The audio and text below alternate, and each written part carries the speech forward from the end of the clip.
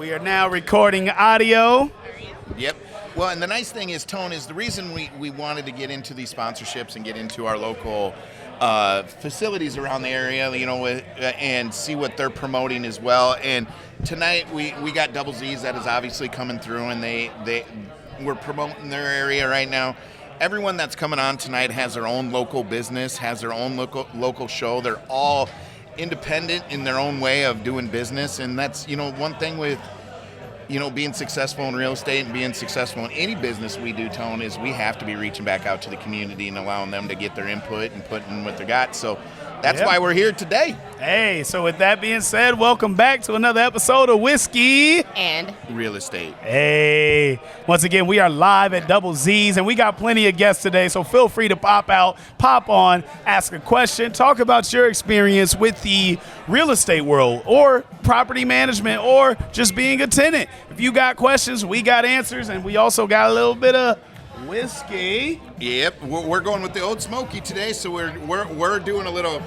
When you get into your local pubs and you get into your areas, they're presenting all different types of whiskey, and the Double Z, they are one of your local bars. They're promoting a bunch of different avenues, and this is just one of the mixers. These drinks right here, you can take on ice, you can mix with something, or you can kind of experiment, kind of close your eyes and say, hook up with the Old Smoky line. We've had Old Smoky on before, but we've never done the peanut butter, and we've never done the mango habanero. What's the peanut butter one that we normally do that's just so That's Screwball. delicious? Screwball. Oh, my God. Screwball, yeah, that is fantastic. I mean, I could wake up in the morning, drink that, go to sleep. Put that in a bottle, give me a nipple, and it's over with. It is. So just to remind everyone, the Old Smoky brand is coming out of Gatlin, Tennessee. Obviously part of our bourbon tour that we've been talking about. Old Smoky is also included in with the bourbon tour that's in Tennessee.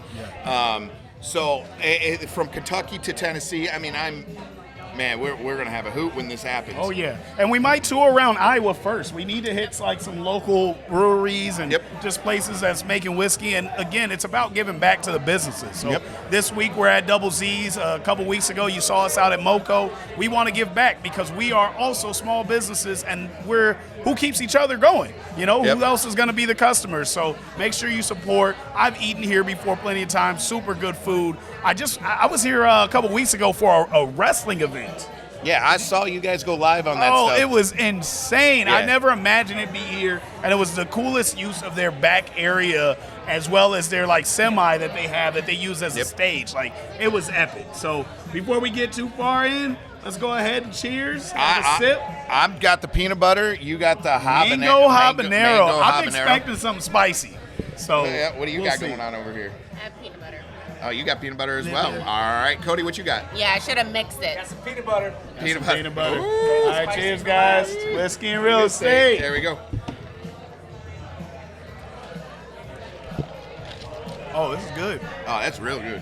The peanut butter is fantastic. It does have a spicy burn to it. Does it burn? It's not that bad. Oh, It's okay. not that bad. He opted out. He's talking about it ain't that bad. So why'd you get this one? I will have some. And I am red in the face because we've been in the sun all day. Man. So I want to clarify before we get into the habanero. It is not the habanero that makes my face red. So before I had it, this is peanut butter. You can tell the difference in the color. You see the red? Yeah. But getting into like what you were talking about, the Double Z here, they've done a fantastic job of bringing entertainment to the area. Oh yeah, absolutely. So they had bands on just this weekend. They had multiple bands. Yeah, Two Live Crew I think was just there. Not Two Live Crew. What is it? I was like, man. But it's like the cover band version. Too hype. Two Hype Crew. There it is. There it is. Yep. I was like, Uncle Luke wasn't here, and I didn't know about it. No. I was like, man. He's like, hold on. All right. You're bringing Two Live Crew back. Okay. They were banned at one period of time.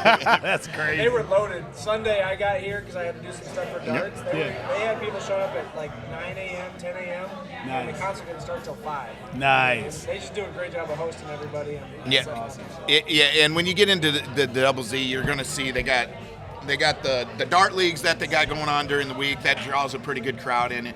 Weekends, they're always trying to have some live event, whether it's like you said, like the wrestling or concerts or anything like that.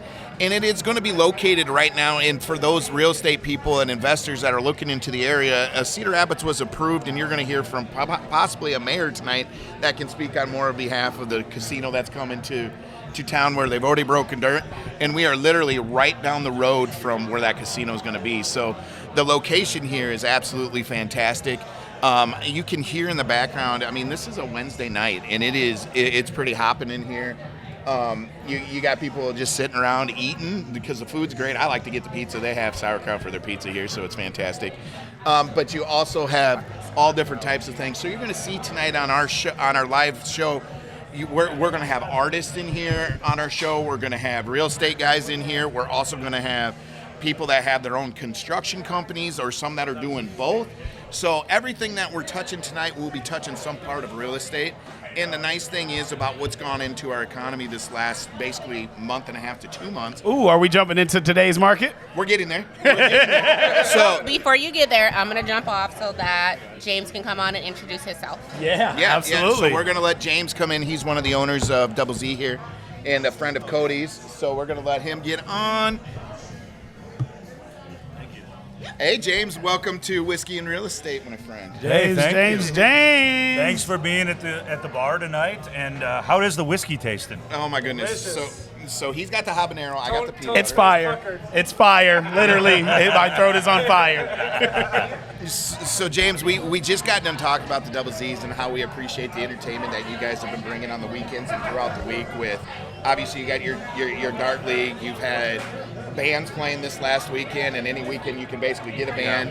You've had wrestling here. Yeah. I saw him hit somebody with a chair. It was crazy. Pretty much everything under the sun, and this is our 4th year of doing this now, and it hasn't come easy. It was hard, so hard for the first 2 years. The 3rd year it got a little better, and today, it was funny, I said to somebody today, I go, wow, we're finally clicking on all 4 or 6 cylinders, but it literally took us 4 years to get here. Yeah. So that's the bar business for you, and it's been pretty fun, though. I mean, that's small business altogether. Like, people get in the business like, oh, I'm owning a bar, and think that they're going to see instant success. And No. You're in the red a lot in the beginning. Yeah, we have a lot of red ink downstairs in the printer. But to make it this far, the staff has done such a good job. You know Terry really well. And you talked about our dart and our music community. That's really what's making it, is we've just made this a big, giant clubhouse. We all hang out. We all have a good time. And there's plenty of booze that's pouring, plenty of pizza that's eaten. And, we even did a wrestling match, which wasn't my deal. And I said, why are we doing this? I said, we'll do anything. And all of a sudden, some people started showing up. Then more people started showing up. I heard some banjos like, and I go, this is a little weird. But then everybody loved it. My friends came from in here, from watching the horse race or the baseball game, and they go, this is weird, but the coolest thing we've ever seen. So it worked. We're going to do it again. You have to do it again. It's an art, and it was so entertaining. It was my first time seeing it on this kind of I wouldn't imagine it being here. Right. Like, and in the parking lot. It worked so well. Yeah, and they were so cool to watch it up front. It was your basic backyard wrestling kind of a show. Yeah. It was just in a bar, and I think the drunker people got, the better it got. Yep. I don't know if the wrestlers were drinking, but it was pretty cool. Hey. Show up with the Rey Mysterio mask. Oh, yeah. There was some masks, and there was people holding signs like you'd see on Raw.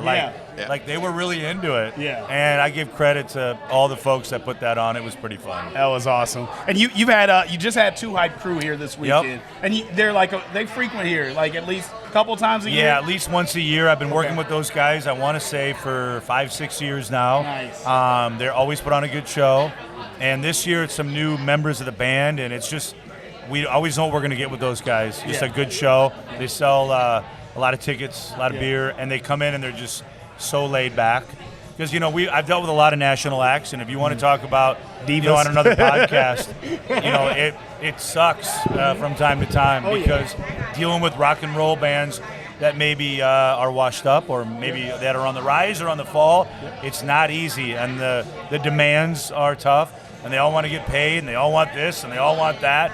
It's fun, but you get to see the other side of what you think is rock and roll. I imagine it's a gamble, especially with like newer bands that like have these prices and you've never heard them, and it's like, will you sell the tickets? Like, Very much so. Very much so. And then, I deal with the city, who's been great. I have to get my permits, but I have neighbors that complain. We had some profanity on Sunday.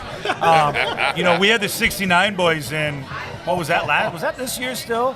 We had the 69 boys in, and yeah, some of the neighbors didn't like the music. They didn't like the lyrics. Oh, so they don't complain when it's their kind of music. I know. Hey, here we go. I know. That's true, but we want to keep doing bigger stuff, bigger shows, and it's been good. That's awesome. So you got any big events coming up that you guys got coming in that you kind of want to give a shout out to our fans out there? Because this is a live event, so you just let us know how we can help you with your guys' event, because we appreciate Tone's from the music community. A couple of the gentlemen we have coming on tonight are from the music community as well. So it's crazy, the full circle. We always talk about how we like to reach out to our community and our small business owners and so on and so forth, and how we can try to make everything intertwine. If you look at a lot of our episodes, how you've gone full circuit with like Essence, and I coach your brother, and there's so many branches that are out there that are given. So promote, what do you got coming up? Yeah, we've got a big yacht rock band, maybe not my cup of tea, but people love it, called Pet Rock, coming in on the 15th of August. That's going to be good. A little quicker this weekend, we've got Ruthless County, a local band, on Friday. Saturday we have Crankshaft, a bunch of old dudes that just love playing music, and they bring out a young and an old crowd. And then on the 22nd, I think it is, we have Cheese Pizza coming back, the band from the Quad Cities. Nice. And it's funny, we mentioned Two Hype Crew and Cheese Pizza. I got to give credit where credit is due. Those bands were broken by the old Muddy Waters downtown. Yeah, Muddy Waters brought them in first. God, Eric and the gang that. down there, and then they brought them to Edith Lucille's. Yep. You know a little bit about that whole operation up there. And we just kind of scooped them after they didn't have a venue to play, and both Cheese Pizza and Two Hype Crew been staples of the Double Z brand now. Yeah. Are you just Double Z's, or what else do you got going on? I have a little piece of Playtime up the street, 929. Well, we don't want to give the address out. Don't go there after dark. Playtime used to be a scary bar. If you're watching this online, it was a scary bar when I used to go there. Now all those people are older. Instead of meth, it's weed. So really, it's you cleaning things up. Look at you giving back to the community. Yeah. And it's actually we just had Skin Candy play there outside, and I'll be really honest, I'm not real day-to-day with that because I'm busy down here. I have a small piece of that, but I will say this, I love owning bars, I love being in the bar industry. I'm 49 years old, I'll never do another bar again. Oh, damn. But I love it. But I reached out to James 4.5 weeks ago and told him that I'm interested in starting a bar, and James has been nothing but helpful with mentorship, education, tips and tricks. So although he's not starting his own, he's passing still the torch helping forward for anybody else. You know what I mean? That's what I love about And I'm just a little tired, and it takes so much work. It does. People ask, what are your hours? What kind of hours do I keep? I'm up every day in the morning. I'm the opposite of what you would think is a normal bar owner. I typically go to bed early and get up early and do my stuff. And when I drink, I like to day drink. Yeah. I like to be home, before the street lights come on, because A, we're getting older, and B, you can sneak out a little quicker when it's not dark. But there's a lot of hours that are put into it. But I do really love it. Yeah. So when I say that, it would be hard for me, even though I'm only 49, I'll say that, to start over and do it all over again would be really, really hard. But one of the things we're most excited about, and hopefully you can do a podcast down there, right down the block, we're going to have a big-ass casino right in here. We just got done talking about that. And they're going to do shows. They're going to do events, comedians. And I think whether you like gambling or not, it's time Cedar Rapids gets something. Exactly. We need to get something because we haven't had anything in a really long time. I think about even outside of the gambling, like the employment opportunity that's going to come from the casino, the revenue, the making this city kind of a destination place, And the jobs it'll create building it, the jobs it'll create, like you said, when it opens, people will leave jobs to go work there. Those jobs will be filled. And the nonprofits, that's the biggest thing is the nonprofits are really going to do well. And this area is now, I live over by the Kirkwood area, southwest side. But this is my second home down here, and we need some help down here. I hope what it does more than anything to tie it into real estate is it cleans up some of the cosmetics. Yeah. If you go about 10 blocks You know what I mean? Some of it just needs funding. It needs people that are willing to put the work in and Right. upkeep. So. Well, the thing about it is with what everything we do, I mean, real estate touches it, and that's why this is a whiskey and real estate podcast.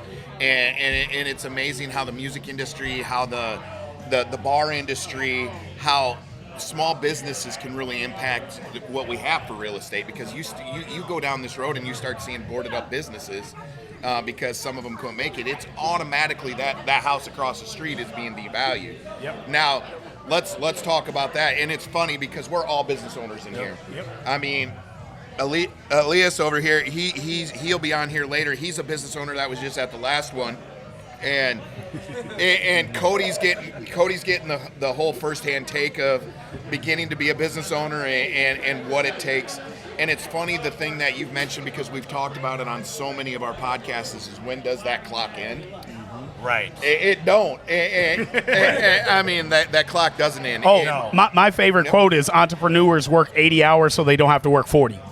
Well, I've never heard that. I like that. and I have a sign in my office that says entrepreneurs will work 100 hours so they don't have to work 40 hours for someone else. There it is. So let's talk real estate for a minute. So Yeah. that casino's being built, and you guys know where Rumors is. There's a house behind Rumors. You can drive by it after the podcast. And when I looked at the house, it looked like it's probably worth $50,000, $60,000, $70,000. Yep. I called the realtor last week. I said, hey, not for nothing, what are you asking for that house? What do you think they're asking? 200. Higher.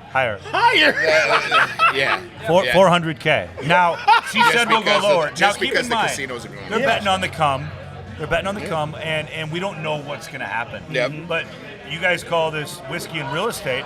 What do you think will happen? I'll ask you, what do you think is going to happen to this neighborhood? Well, and we talked about it when we heard they were going to break down on it. It's going to have a dramatic impact, because it is going to bring more people in. So there is going to be more buyers. Yeah. There's going to be so many different types of buyers. There's going to be investors that are buying in the area just because of the casino. Right.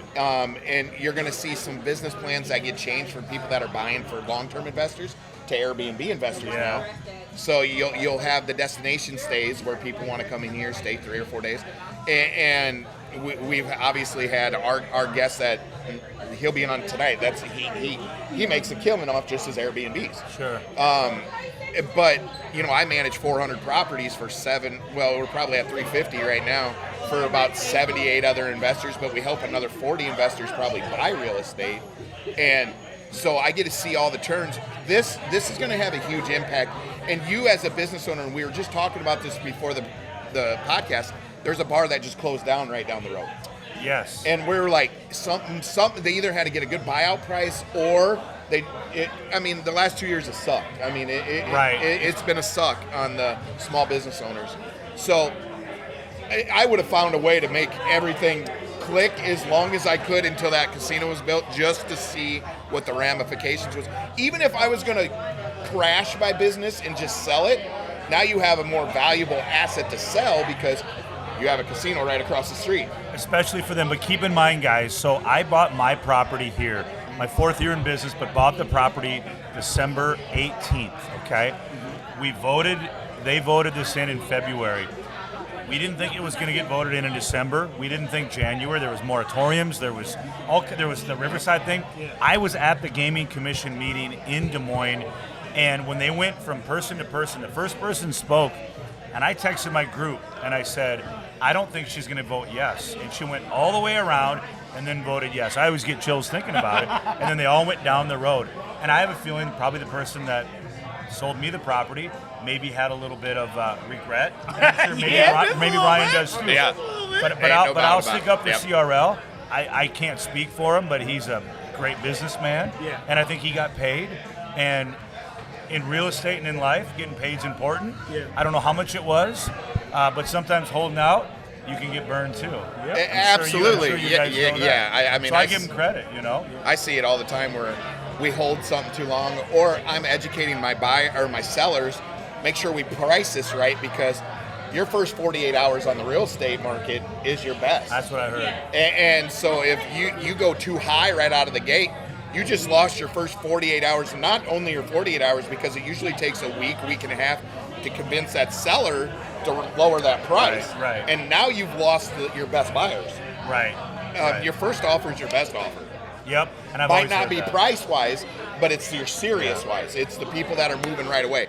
Doesn't mean it's getting the best price on your very first offer, but it's that person wanted to beat everyone else to the punch. Yeah, and the last thing I'll say about the casino, what's cool for this particular property, we finally have a casino that won't just be a casino. Riverside, there's nothing around Riverside. There's nothing in the town of Riverside. Tama, Jefferson, Emmitsburg. We actually have a place, you know this is going to get built up. Oh, yeah. You know there's going to be investors. There's going to be, I got Seeds down here. Josh Spang's a friend of mine. They're building stuff. There's going to be shops. This is going to be an area. This is going to be, I don't use the word Nubo a whole lot anymore, and Nubo's great. Yep. They did their thing, but this will be what Nubo was 10 years ago. But it's going to be at a bigger it's I going to be think at a better click because you have a bigger business coming in that's stirring the pot, that has stability. I mean, everything down in the Nubo district, and I love it. I sell a lot of shit down in the Nubo district. However, it's all small business owners. Yeah, right. Now you got a big ball player now. I said to somebody, we have some millionaires moving in down the street. They go, no, you got some billionaires moving in. I mean, it's true. It's what they're worth and everything. It's exciting. Just make sure 1-800-BETS off. Don't get crazy with the gambling and all that stuff. That was the good thing about Riverside and the Isle is like, I don't want to make that drive and not come back happy. Right. Now that it's here, it's like, we can go hit them. Extra little Hyundai. We can go hit and run I now. can, play. Yeah. Literally. So think about it. Let's say we're doing this a year and a half from now. Yeah. Hey, let's tear everything. Let's go down and play for a half hour. Yep. Pop them for 200. Yep. And then go home. Yeah. Or come back here. We still spend won't that go 200 right here. No. Hey, if you win, come out to Double Z. Yeah. Right. First round's on me. Jackpot winner. Well, the nice thing is with that casino coming on, you can't tell me the people that were creating that first on first had that vision in their mind that was going to feed into what they're doing, because that's been huge for this area too, is the first on first. Yes. It's beautified a lot of land that was really just shit after the derecho and floods. Right. And there's been opportunities to rebuild, but it seems like Mother Nature's really pulled the strings back every time the opportunity was there. Now they've prevented it. I mean, so we talk about Cedar Rapids and we talk about it being like top 5 in the United States for return on asset. And you got the dam that was built, which we talked about. We did an education piece on what a dike was. Yep. And the dike that was built, that's going down Main Street. That was what, a $24 billion grant that the city got. And that allowed, and everyone's like, how big of a deal is that? We don't have the casino without that. Right. No one's building that casino or first on first knowing that there's an opportunity for it to pass. So when they put that dike in, and they're still completing it right now, but when they got that grant, the first thing I said, I go, that's going to be huge. Yeah. I go, you just gave security to small business owners and big business owners that they can protect their asset. Yeah, you're so true. And I feel like waiting as long as we did for this casino, we did it right this time. I agree. I like the area, not just because I'm in this neighborhood, but I think we did it right, and it was thought out. Just what you echo what you said. It was thought out. I remember, I'm not that old, but I used to videotape city council meetings for Cox Cable, and they wanted to put the casino in this little island over here, or bay over here on the Cedar River. That would have flooded once, maybe twice. Yep. We finally have a spot that I think we're good at, and I like to roll dice, so you guys want to join me down there? I was going to say, casino right here. Casino night. It is, and I can't thank you again enough of allowing us to be here and shoot this and have these conversations and to continue to bring in our small business owners where we can kind of network together and feed off each other, and most importantly, learn from each other. Exactly. Because you have a different perspective. I've been one of the top realtors. I work with a lot of the realtors in the area. We've had other realtors on, but we've never had a bar owner on or this genre, essentially, as you would say in your field, come onto our mic. So I appreciate the hell out of it, and I'm very thankful that we met, and I thank Cody on that, because again, that's using our network trying to network back and forth and how we can benefit each other. But I do want to commend you on what you're bringing to the community too. So a lot of people see a small bar at the corner of the thing, and it's not that small of an area. And I'm telling you, the impact that you have, and I know as a business owner myself, I mean, I'm in property management. I've gone through all the waves. It's tough as hell. To look at the mirror the next day and be like, why the fuck am I doing this? Exactly. Well, you took the words right out of my mouth. John Bond called me today and said, why? He literally did. And now he's here. Yeah, right. And, you know, and you guys are going to go to one of his places, another one of his places. Stadium. Yeah. It's been officially decided. It's so hard. And by the way, I'll wrap with this. If you think people that open up bars, and I did it, you kind of think you have an idea of how to do it. In your mind, you're like, all right, well, I got to do payroll, and you have no idea. Nobody has any idea. You're still learning today, Oh aren't you? my God! Yeah. But I mean, now I'm in graduate school. There you go. There you go. I know you're rapping, but if you could pick one thing, what's the hardest thing, if you could just throw one out there that being a bar owner entails? Hardest thing. Hardest thing is keeping a good thing going, man. And, you know, the bills never stop.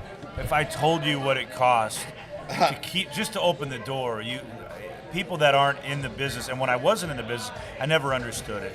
The hardest part is you got to feed the monster. We're having a great Wednesday right now. You look around, we're packed. I mean, for a Wednesday, we had the mayor of Cedar Rapids in here. Yeah. We got Dudley Fleck in here. I mean, that means a lot to me. I feel really good when I've got people like that in here. But the hardest part is you think you're doing good, but you got to wake up. You got to get on your social media. You got to make Facebook posts. And then, and the hardest, you know, payroll comes every 2 weeks, and you get whacked for the taxes on Thursday, and then everybody wants to take their check to the bank. And the hardest part is just making sure you got your shit together, you got money in the bank, and that you're there every day. When the owner doesn't show up, that Twisted Tea sign might be off. The TVs will be on, not the Fever game or not the Cub game. And those are the things you got to show up every day, and you just got to make sure you're present. And feeding that monster is the hardest thing. Is just when you think you got a leg up. And Jordan Cavanis, another bar owner, we joke about it. Wake up on Monday and you're like, oh, my bank account's like $10,000. Tuesday morning you're at $800. That's the kind of bills. You know what I mean? Yes. I mean, and just full disclosure, and I just lost my mic. There it is. And full disclosure on my business, I mean, I'll give you an example on an average month. Just for me to open doors, pay payroll, I mean, I'm talking $45,000 a month that needs to. Yeah, and I don't know at the beginning of the month where the hell it is coming from. I know. But I will say, after 4 years now, we don't think about it when we go to sleep now because we're established. And that's the hardest part. That's why so many small businesses and bars fail in the first 3 to 6 months, is because, you know, down at my old bar, Jimmy Z's, I had some of the best sales I ever had of either bar, and we were losing like $8,000. Even on your best?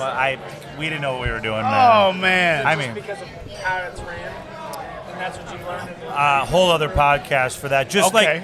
Hey, respect it. Like we'd have 2 people in the back, 2 people in the front, 3 cooks, and I'm like, we're gonna gross 1,500. That just didn't make sense. We didn't know what we were doing. So let's go into the old real estate term. When it gets into small business owners, and I was a banker before I was doing this, so do you agree with the national average of 97% of all businesses fail within the first 3 years? If you get by year 3 is when you can expect to actually maybe see something come back at you? So I never used to believe it, but yes, I do. Yep. I never used, because that just didn't make any sense to me. And to me, I'm too optimistic to think that way. But had we not had money, I do say this, had we not had money at Jimmy Z's, my partners and I, we would have been closed in 3 months. Oh, man. We were buying too much, not selling enough, too much staff. We had no idea what we were doing. And I like to sandwich things and end on a high note. How long have you been here now? This is year number 4. Year number 4. Life is good. We love it. Yes. And thanks. And guys, I want you to have you guys back here. We will do this on a regular occasion. And I used to do a lot of TV and video work. We're gonna make this even bigger and better. I love it. I got one question we're gonna ask all our guests today before they get off. What is your favorite whiskey? For me, I'm not a huge whiskey drinker, but Put bourbon into the category too. Jack Daniels. Then okay. I like Jack Daniels. I'm not a bougie guy like y'all. I just Jack and Coke. Bougie. This giving man it credit, man. enjoys It's soda. hangovers. Yeah, He enjoys hangovers. yeah. I'm older now, drinking as much as I used to. You know what I mean? Thanks, guys. Thanks, James. We appreciate you. Thank you. Yeah. All right, we got a couple questions in the comments we're going to get to before we get to our next guest. The first question, I believe, was for Lucas, and it is, what made you become a realtor? Shout out to Vovo Walker. So what made me become a realtor, now I absolutely love the journey. So I love taking someone from, I was a banker when I became a realtor because I was in a small town area that owned the real estate companies. So all the executives of the bank had to have their real estate license essentially because we own the real estate company. Yeah. So I got to take someone from a loan process to someone that was renting to someone that turned into buying, and then if you stick around long enough, you get to sell them their second house, and you get to see the new babies, you get to see the new kids, you get to see why they're moving, and they're moving because they might have grown out of a spot. So I was in it for the journey. So that's why I've been in it 15 years, is because I wasn't in it for the check right out of the gate because I was already getting a banking check. Yeah. From me being a banker. So I was there for the right reasons. I look back at it and I cannot believe I sold houses for that percentage, because being we own the bank, we only made like, on an average sale, you would make, 3% to 5% on a sale. Shoot, we were only charging like 1.5% to 3%. And I was like, man, I was selling a $200,000 house and only making XYZ. I didn't care because I didn't know any better. Yeah. Yep. I was in a town of 1,800. And I didn't know any better that, damn, okay, I'm 26 years old and I'm getting this $1,000 check. I'm happy. It's just bonus. I made bonus. W-2. Yeah. So the reason I've stayed in real estate, done in real estate, are for two reasons. The journey to do with the families, and it's the first job, and we've talked about this before, the first job I ever had that pays your worth. Yeah. So however hard you work in real estate is how much you make. Yep, you'll get it right back, and probably 10 times full. It's the only job I've ever had in sales, and I've been in sales pretty much my whole career, where you actually earn your worth. And also, to the person that asked that question, something, if you watch our previous episodes, you'll hear a lot, is if you are going to get into real estate and become a realtor, don't get in it to chase a check. No, don't. You heard his two reasons. Neither one of those two reasons was about him chasing the check. No, you won't last. However hard you work is how much you will make. So if you're a hard worker, you're a good networker, you care about people, I believe you'll be successful. The market right now, though, before we get into today's market, can we get our fact checker on? Can we bring him on? Can we bring that guy on real quick? Wait. Elias cannot wait. Are you saying whiskey fact or fact? Austin, stay watching our live. We're going to get to your question. But before we get to today's market. Let me fix your clasp right here. This has been bothering me all night. Oh, man. The enforcer. If you watched our last episode, the enforcer is here. Yes, yeah. I can't have my drink while he talks. Hey. But we'll have one now. Cheers. Habanero. I got habanero in here. I can't wait. Watch his facial reactions after every drink. Or peanut butter. I can't do either. It's tequila. Tequila. You guys have promised me Whiskey Bob for how many times? He just came by yesterday. Tequila Bob. And he got us a new whiskey. Tequila He has Bob. a whiskey, Pepito, that just dropped. I got a bottle of it. Next time we're at the studio, you're there. We'll crack that bottle open. I promise. It's so good. Drink so that smooth. right there. So smooth. Drink So that first right of there. all, I want to say then I'm gonna put some in there. this is still our birthday month. 2 Leos. Yeah, Leo's. July 26th, Leo's at that. That's right. Same day, same bat time, same bat channel. Yes. We had a great time in Iowa City. Tone Yes. put on a hell of a show. We had a You know, blast. we used some skills. Elias put on a hell of a The show. last 40 minutes of the night. You put on a hell of a show. Put some Bone Thugs and Harmony on in front of this guy, and Shorty G back there. We'll get him on. Marvin's in the building. Man, they got down. I was beyond impressed. It was a great birthday. Cheers to that. It's still our birthday Yes. month for at least another day. Yes. Yes, exactly. How is it, Lucas? It's good. He's no amateur. It's peanut butter whiskey, though. Yeah. This is the answer. I have is this the man in truth. my house, and that's the whiskey he chose in my house, and I have a plethora of selection. His leg's shaking. Is it the heat? Is it the heat getting to you? No, I've had this before. I when I had it at Cody's house, I thought it was a completely different whiskey. They didn't tell me what I was drinking, and so yeah, I think it's awesome. We got him with an old sneak attack, Tony. Yeah. All right, before we get into today's market, I got a question to ask for both of you. It is from Austin Wyrick. And the question is, how hard is it to purchase a house that's going into foreclosure? I needed you on because we talked about foreclosure the last episode. Okay. How hard is it to purchase that house? And please watch our last episode. We also mentioned the auction process, but right now just the foreclosure. Well, so listen, there's a process in that, and I've got a couple like this. You typically have to contact the buyer or the owner of the home. You have to contact the bank that owns the property, and you have to write up what's called a short sale and see if the bank will accept that offer. Typically, it's in their best interest because, like you guys were saying, the first offer is your best offer because every day after the fact, it's going to cost you, the homeowner, everybody else money. So, listen, if you guys are willing to write something off, how long has this person had this house? All right, at the end of the day, like, you guys made money off the interest on this. You weren't doing this for free. They put a down payment down. They owned it so much the value and so on and so forth. Just because you wrote a bad loan doesn't mean that the person that owns the property is a bad person. But let's call bygones here and accept something that makes sense. Or you can sit there, go through the process, let this thing sit there for a year or two, let the house deteriorate and everything else, and then come up worse than you were at the beginning while continuing to rack up property taxes and everything else, and then take an offer that's way less than what this place could have got you if you just were not being greedy. Okay? All right, so now I need to chime in because last episode, and my guys that's with me in the music world are going to understand this term. I thought that, and I said it publicly, that buying a foreclosure is a lick. We know what our terms, what a lick is, but now with that breakdown there, and I took a week after our episode to think about it, it's a win-win-win. And those are the type of situations you always want to be in with the people you do business with. Starts like that. Win, win, win. Yeah, he might know a record. But anyway, let me break down the 3 wins real quick. Because us, as the realtor, the buyer, the investor, if we buy that house, yes, we are getting it at a lower rate. However, when we buy that house, the person that was already going into foreclosure honestly couldn't afford that house anyway. So now we've bought it. And then we work out a deal with the bank in most situations where the bank may clear you. If we buy it at 50, you owe 90, the bank might call it even because they expected nothing. So the bank is winning. Instead of getting nothing, now they're getting 50. When you expect 0 and you get 50, that's a nice come up. That's a win. That is a win. And I'm telling you, I'm dealing with a situation right now.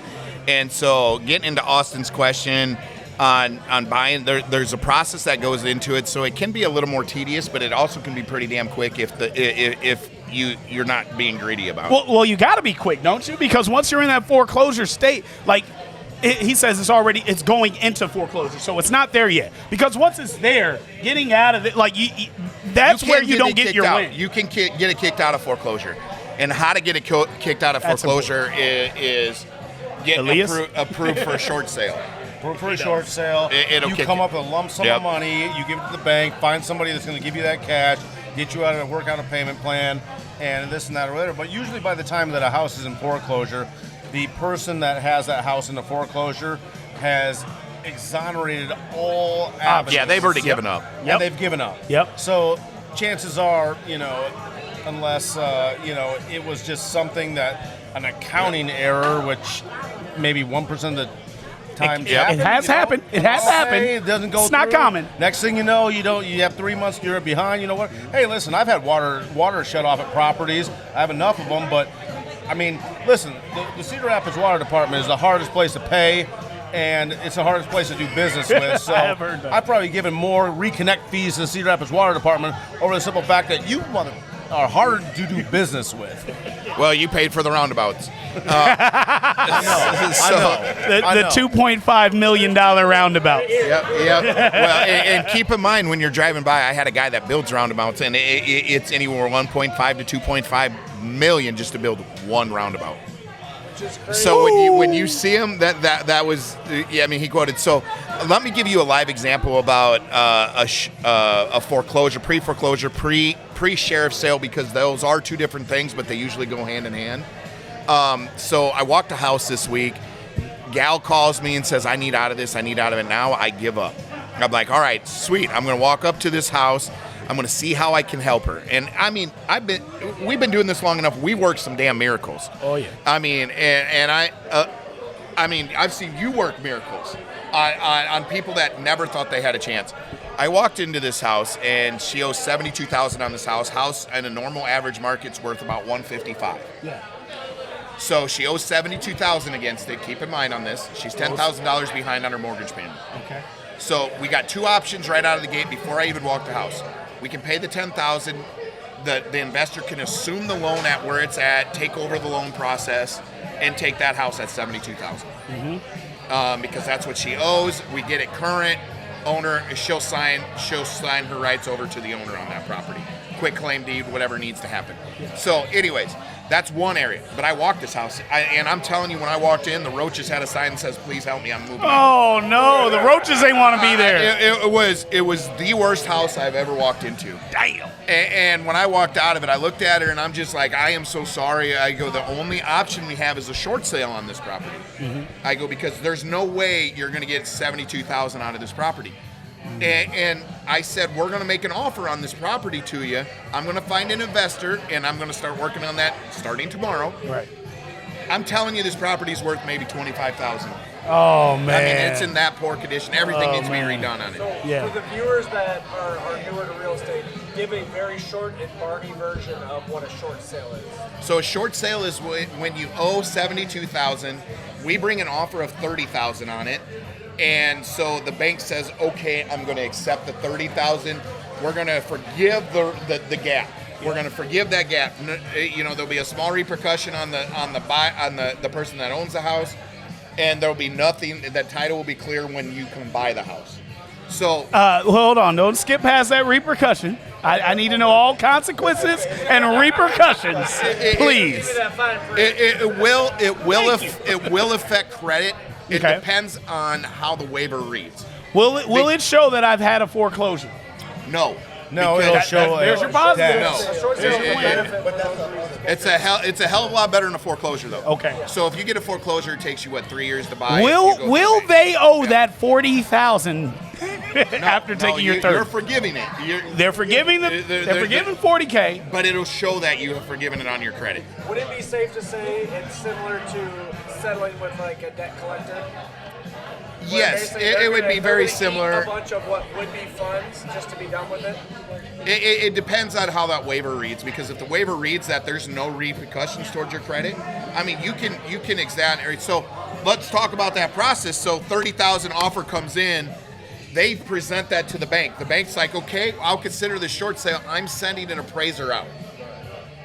If appraiser walks into that house, they're going to be like, Jesus, take anything you got. I don't care what that offer is, take that offer. Take that. Yeah. Two big chickens in a butt. But here's the Take it. problem. Yeah. A lot of the times, mortgages are sold to a third-party bank, and they're sold off. So that bank is never going to see this property, period, unless they get the eyes of a local realtor, and even then. So they're do like, they just see the number? Do they just That's see what it was last They bought appraised the at? number. It's just like a debt Yep. collector that Yep. buys debt. Yeah. Okay. Yep. So they buy this number this mortgage that looks like a safe. It's a $120,000 house. Yep. And They owe 70. You looked at it and it's worth 25. Yep. So all of a sudden, what happens is they have this mortgage up from your local bank, whether it's a Collins, which is like Cordova with the little weird heart thing now, and Green State, which used to be UICCU. They were better than, by the way. Whatever the case may be, but all of a sudden, this bank sells this mortgage off because someone's going to give them a little bit more of a kickback, whatever. Now this bank in California has it. You might have Chase that buys this. You might have Bank of America that buys this mortgage. You might have, who knows who the mortgage is through. But then all of a sudden, some terms and conditions change. There's loopholes here and there. Whatever happens, and these people have a life-changing situation. Maybe they lose their job. start doing crazy shit. They'll start like not mismanaging finances. Maybe they went on an ARM loan and they knew the mortgage rate was going to go up, but they didn't realize they had to budget for that. Then all of a sudden, something happens with the house, roof caves in, they can't repair it, and they're like, all right, hands in the air. You know what I mean? Yeah. I'm done. And then they end up like losing this house, and this house goes into pre-foreclosure, or then it goes into a foreclosure. But this bank that has never walked through this house, never seen this house, all they see is a number. As a solid, gamblable mortgage based on the numbers. They will never walk through this property and see this property, and those are the toughest ones to deal with when it comes to like.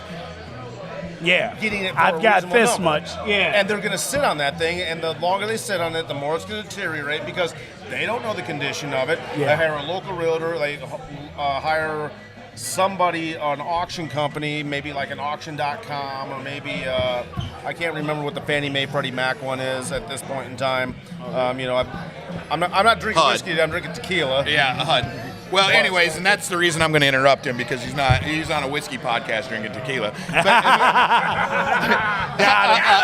got him. But no, I don't mean to interrupt you. I just saw some of the questions coming through from our live, and it ties right into what we're talking about right now. They want to know, how many payments does it take for something to go into foreclosure? How many missed payments?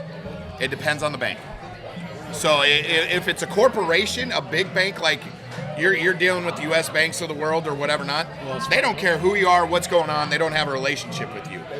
So they're gonna have a hard set in stone. This is what's going on. And that's what I want for this property.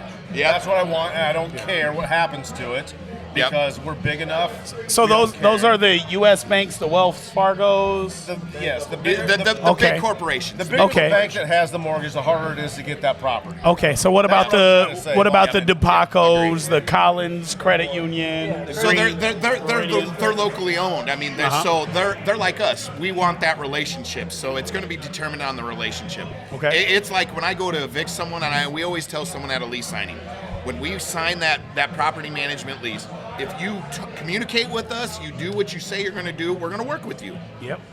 I mean, all we care is you're communicating. Now you start dodging. Now we got a problem. Now it's over. Because we care about the relationship. So we care about hopefully the relationship is good. Yeah. Because if it's bad, we still care, and we're going to do something about it. Yep. So the legal side of it says anytime you get past that 90-day mark, you could start a foreclosure process. You got to go through the 30, the 60, and the 90-day mark. Yep. Because when a bank looks at a loan, they look at the 30-day past due report, then they look at a 60-day past due report, then they look at the 90-day past due report. Once it gets past those reports, now, okay, hands are in the air, what's going on? Yeah. And a lot's going to determine on that. They're going to check to see what's in the banking account, to see if there's maybe a struggle going on. They're also going to look to see what's going on with the payment history. Is this just like a freak accident that's going on? Or have they slow paid and just tried to save their ass? Was there a derecho? Yeah. I mean, there's a lot that goes into that conversation when you work with the local banks. And that's what the local banks are supposed to be doing. Yep. They're supposed to have that relationship with it, because the local banks is what drives our economy. It's what drives with Cedar Rapids. It drives that town of 1,800 people is your local banks. Yeah. Your community banks are known as community banks for a reason. They're supposed to support the community. There's going to be a little bend and break with it. And hear me going on my banking tangent from being a previous banker. Yeah. And I worked corporate America, but I primarily worked within the communities. Yeah. So, I mean, that's what's supposed to happen. We'll get a banker guest on here at some point, too.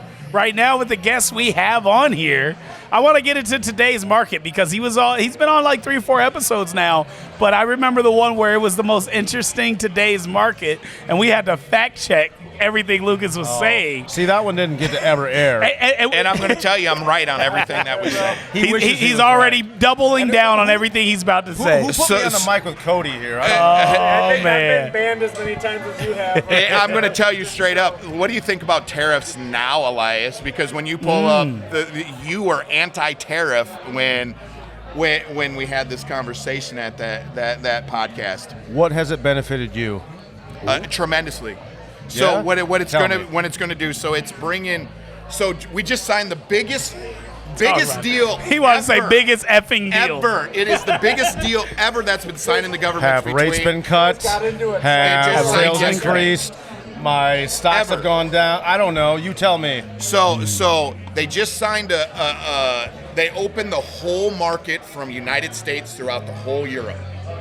And it's all pro-America. And it's the largest deal we've ever had, and the reason is because the tariffs were getting put out there. When he gets arrested, he's looking for a presidential pardon. He don't need to. He just give himself one. Talk about him. He's talking about Lucas. Me? Oh, man. That's why you need to seek Jesus. You can't bail this guy out. No, there's no bailout for this guy. Let me sit. Continue. Let me sit. I need the vacation for a minute, all right? Finally gets to breathe. About this last episode. You need to just sit back away from yourself for a second. All right. Man, I know he goes to jail, and we say let him eat. Today's market. Will do you a world of good. I gotta reel y'all back in. Today's market, Lucas. Today's market. It's going crazy right now. So, I mean, since just the last 48 hours of what was going on, my phone has rang off the hook because they know there's going to be a change. But also, we listed 2 houses. We have offers. I mean, Austin's going to come on a little later. He doesn't know it yet, but we're going to bring him on. I mean, we're starting to see the $300,000 houses, the $400,000 houses, the $5,000 houses starting to move now. And that's all been within the last week. And so the market has been it's been going crazy. There's still a lot of people waiting for that rate to drop. There's a ton of it. But right now, the traffic has doubled this week compared to last week. And I just was talking to Cody about this when we got here tonight. I'm like, we looked at our last two weeks and our 3-week schedule, and I've had an appointment on the hour every hour for the last 2 weeks. Yeah. And I feel awful for my friends, my family right now because I'm burnt. I'm burnt out right now. Well, I was going to comment on that because I think last week's podcast you were painting. Today you had a family reunion. Every time I see you, it's some other work than just selling houses and doing what you love to do. But you've been don't grinding. Understand it. On the way to the family reunion, we presented 2 offers, got 1 accepted, and the whole day through the family reunion. And Monica, she'll come Get back off your phone. Pissed as hell. And that's why I can't keep a girlfriend. Get off your phone. I'm working. I'm making money. It's what we do. You like that we're out to dinner at this nice place, don't you? Yeah, it is what we do. That's like 3 other podcasts. Yeah, we'll get there. So today's market, it's good. Rates have not dropped yet. Okay. They're up. They will drop. Did you see what the Fed came out with today with the meeting? Did you not read that? I've been at a family reunion. Okay, I have not gotten caught up yet. Then you missed the memo. They're keeping it the same despite Trump's demands. Why, I don't know. So here you're going to have these people that are still not going to pull the trigger. They're going to sit there and have traffic in anticipation of what's actually going to happen. And all you're going to see is traffic and tire kickers. And then, well, maybe, and I hope that it might. And, well, excuse me, but can I? That's a country song, bro. But I'm going to tell you that the tire kickers have been few and far between. I mean, I had to call Austin yesterday to come, and he'll be on later, and to cover a couple of my showings. And, of course, I wrote an offer on that this morning. So thank you, Austin, for covering one of my showings. But the reason he was covering showings is because we were showing other houses over here, too. So we were double, triple booked across the board. And those people that were, and we've been talking about on the last podcast, I have so many people that are waiting to make offers. Now those people are making offers. Nice. And I'm telling you right now, the feds might have said it's going to stay steady but they haven't seen what the next 2 days brings because we're starting a whole brand new month, starting August 1st. What's going to come out? They're going to give another surplus of what it was. I mean, you were $24 billion surplus in June, and that was from a $350 billion loss in the previous month. So you're talking a $350 billion loss with a B to a $24 billion gain. Again, what has from this month done to month. for you? And this was all because of what the tariffs were doing. Where's my stimulus? Man, it's coming. It's coming. Just like anything major, it comes with time, right? Yep. There has to be an action, and then the trickle effect runs its course, and it gets down to the everyday human being. All right, Cody, What's America. more important about all this, America's coming. Lucas just talked about what people are doing. Your neighbors, your friends, your family. they're all doing these things because of what happened. So at the end of the day, whether we wait for the trickle effect or it's impacted you right now, Mr. Enforcer, is that it's happening. Your neighbors, your friends, your family, they're out doing it right now because of these things. So whether it's impacted Lucas directly or me directly or you directly, it's impacted our neighborhood directly, and that will eventually lead to all of us. Well, I'm waiting to see it. Well, and that's, show me the money. And that's the thing. Thanks, Jim. We've You're talked. damn right. We've always talked about in our podcast is how we always, we look at trends. And the trend says off people's activity. Activity creates activity. And so off people's activity and the money that's being brought back into the United States, it's going to create more activity. Yeah, but stupidity brings incontinuity. Oh! Yeah, that is also true. All right. But we also went 4 years of that. He went there. Yeah. And we went 4 years of that, and we saw what happened, too. So, We're going to go ahead and swap out our guest. He went there. Time for me to step He down. went there. He went there. All right. Hold on. We got a guy that's been waiting here longer than all of us before I was here, before Lucas was here. Elias, before you leave, what's your favorite whiskey? What's my favorite whiskey? Man, I'm a tequila drinker. So I have no favorite whiskey. I'll drink it all if I have to, but I'm not drinking this little smoky. Little Smoky. it's so good. Oh, I'm sorry. Old Smoky. Same thing. Hey, Don't knock till I try it. I'm not doing that today. Okay. No. It's okay to say no, guys. No, we don't you- peer you pressure on the know. Whiskey and Real Estate Podcast. Can we get Mr. Mike Hicks, Ike Midas, Midas coming in the building. to the guest seat? Hey, thank you guys for having me. Thank you for being here. man. I need you as a regular. I don't challenge Lucas. What he says is fact to me. So this is I why I love need it. you here, I where love you're it. like bullshit. Fact check. And my fact check is Mr. Fact 100% correct. He don't miss. He don't miss. What is going on? Mr. Mike Hicks, Ike Midas, my partner in rhyme. We just dropped a single called Champions. We got an album on the way. One of our songs has done more numbers, I will say, than any other artist in Iowa. And it also did some things that celebrities don't do. It was used by the Golden State Warriors. It was used by the Chicago Sky. So the NBA and WNBA has took some work from us and liked our music. Support them. It is the song is called "Give Me My Ring." The man behind the record, ladies and gentlemen, Mike Hicks, aka Ike Midas. Yeah, what's up? How you feeling? Welcome to Whiskey and Real Estate. Man, So he's drinking the habanero right now. I feel Oh, good. okay. I gave him a Okay. shot. All ready to go. Now you understand them faces I was making. It's good as shit, bro. It's It's not got a hot, little is kick. it? Don't say it ain't got no kick. It ain't got no kick. It got something on the back end. Okay, there we go. There we go. That's all I need. Yeah. I didn't see no facial expressions when drinking. When he tries a screwball, he gonna be mad that y'all even presented anything else. Oh, he experienced Yeah, screwball that's on our next. birthday. That's next. You know, when we had the birthday bash. But it wasn't this old smoky cute. No, the old smoky, this yeah. old smoky peanut butter. It's This good. is it. They're This is both it. legit. This is it. Screwball and Yeah. that They- PE is good, bro. This is These good. are a first from me, and so far I'm impressed with the habanero. Yeah. Oh, it's good, man. Yeah. They told me what Right now. I like spicy food. They didn't tell me to drink it be spicy. They insured me actually. It's not gonna be spicy. It's not gonna be spicy. It's just You a drink flavor. that, you don't even need to eat. Man, I'm good. I'm good. This ain't no Budweiser Well, commercial. save I got a Double Z signature pizza coming your guys' way here. Hey, I need that. No, All they got right. good pizza. So we can have you on. So one of the things about this Whiskey and Real Estate podcast is we definitely talk about real estate, but we realize that the whiskey is more than just a drink.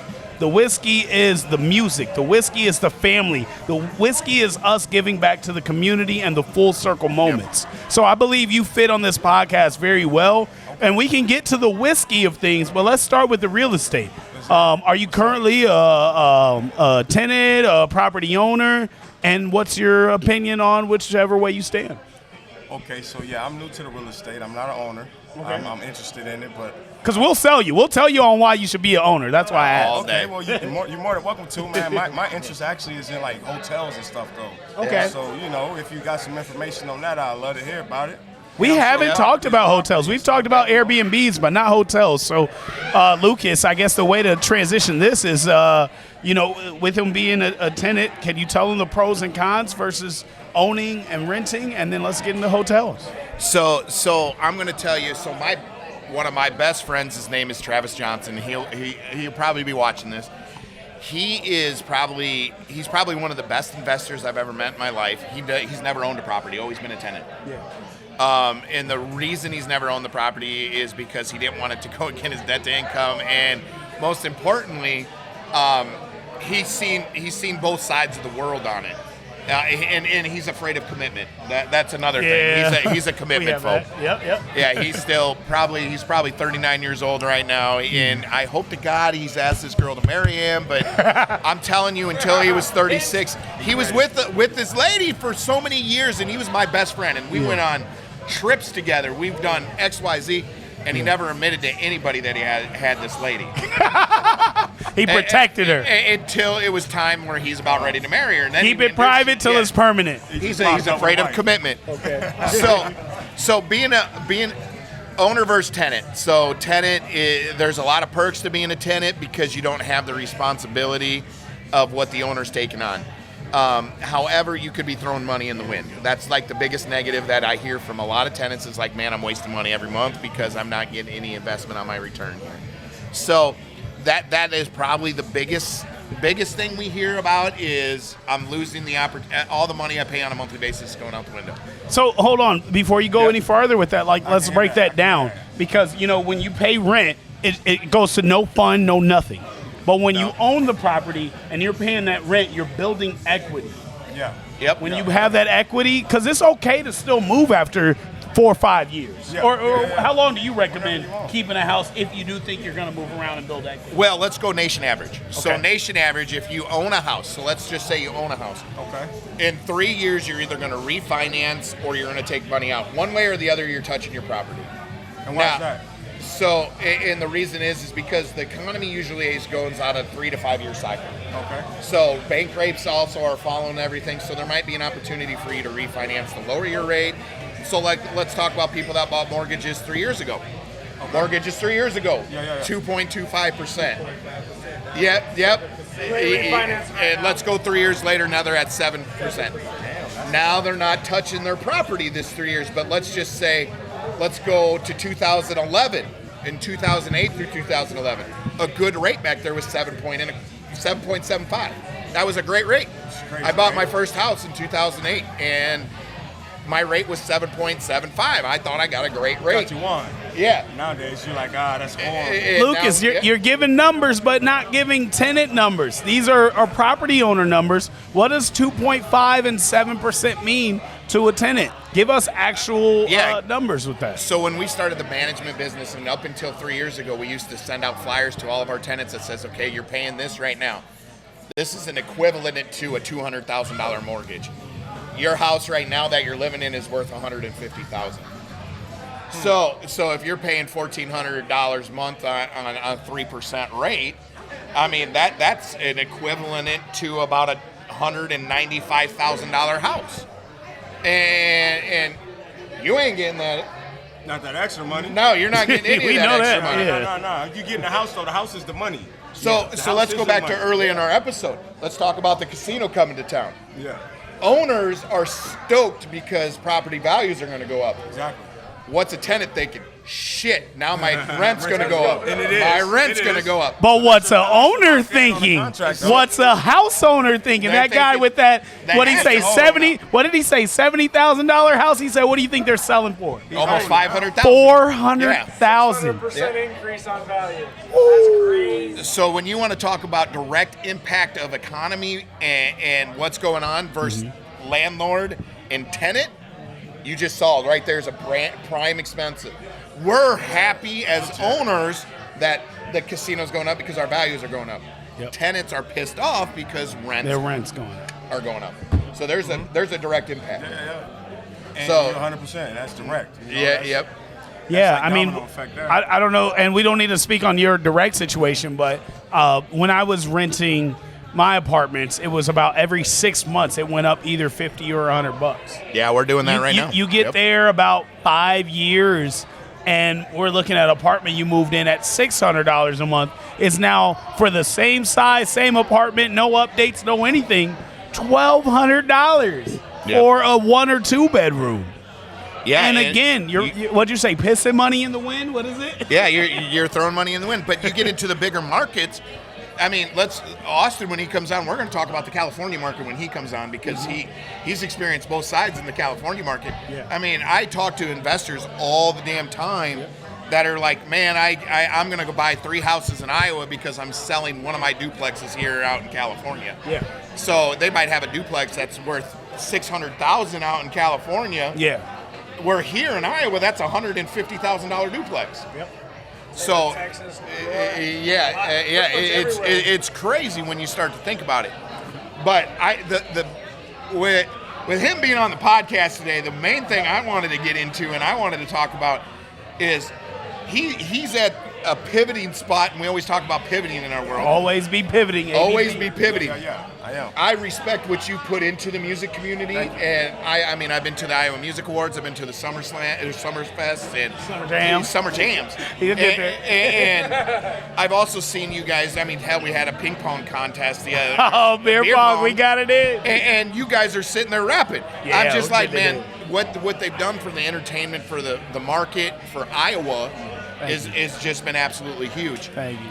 I'm glad to be here. Yeah, so breaching off that, when Jaymz was here and we were talking about, as an individual contractor where you depend on yourself, you're making a bet every day on yourself. Most certainly. When does your clock turn off? What's your hours? Does it? Honestly, As an artist? I want to hear this. I have certain times where I do certain things. Like, for instance, every Wednesday, it's a guaranteed I'm in the studio, whether I'm recording, whether I'm doing paperwork, whether I'm putting songs into the system, whether I'm starting a business plan. I'm sorry to interrupt you. No matter what, I'm like, you tapped in today, like, hey, it's Wednesday when we in the studio. I was like, Ike, we got the album done. We wrote a business plan, a rollout. We didn't got approved for the things we was trying to get approved for. He said, but it's Wednesday. All right, bet. We gonna work then. Yeah. We gonna work then. So let's go back a Wednesday. This guy comes into the studio. He's sitting there when I get there, and I'm like, "When you getting on our podcast?" He goes, "Man, I don't know." I go, "Here, here's my schedule." He's like, "I get kicked out of here every Wednesday at 4 o'clock." Yeah. I go, "There, you should be staying because you're getting kicked out because we're having a podcast." Yep. I go, "That's us." I go, "So when are you staying an extra 25 minutes to an hour to sit on our podcast?" And that's what brings us here tonight. Here we go. And here we are, full circle. So it's crazy. So again, I want to hear from his perspective. Yeah. Because you know how hard we all work and what we do, and business owners and whatnot. What does it take to make it in what you do? Determination, dedication, and love. Okay, he's also an athlete. By the way, because I know those words. I was gonna say, man, Coach told you those words, and they stuck with you, didn't they? And man, they legit, bro. They real, man. With those, you can make it, bro. Because you got to be determined to reach a goal.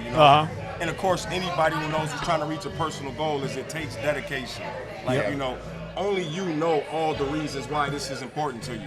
Right. Only you know all the ways that success is going to impact your life. Right. So it's like you got to be dedicated, you got to be determined, and you got to love it. You got to be doing it because you enjoy it and because you want it to continue to make you happy and make the people around you happy. You see what I'm saying? Yep, I feel you 100%. So it was funny because at that beer pong tournament, I was talking with Baby Mexico. Hey, shout out Baby Mexico. He's supposed to be here tonight. Yeah, we'll get him on the next live.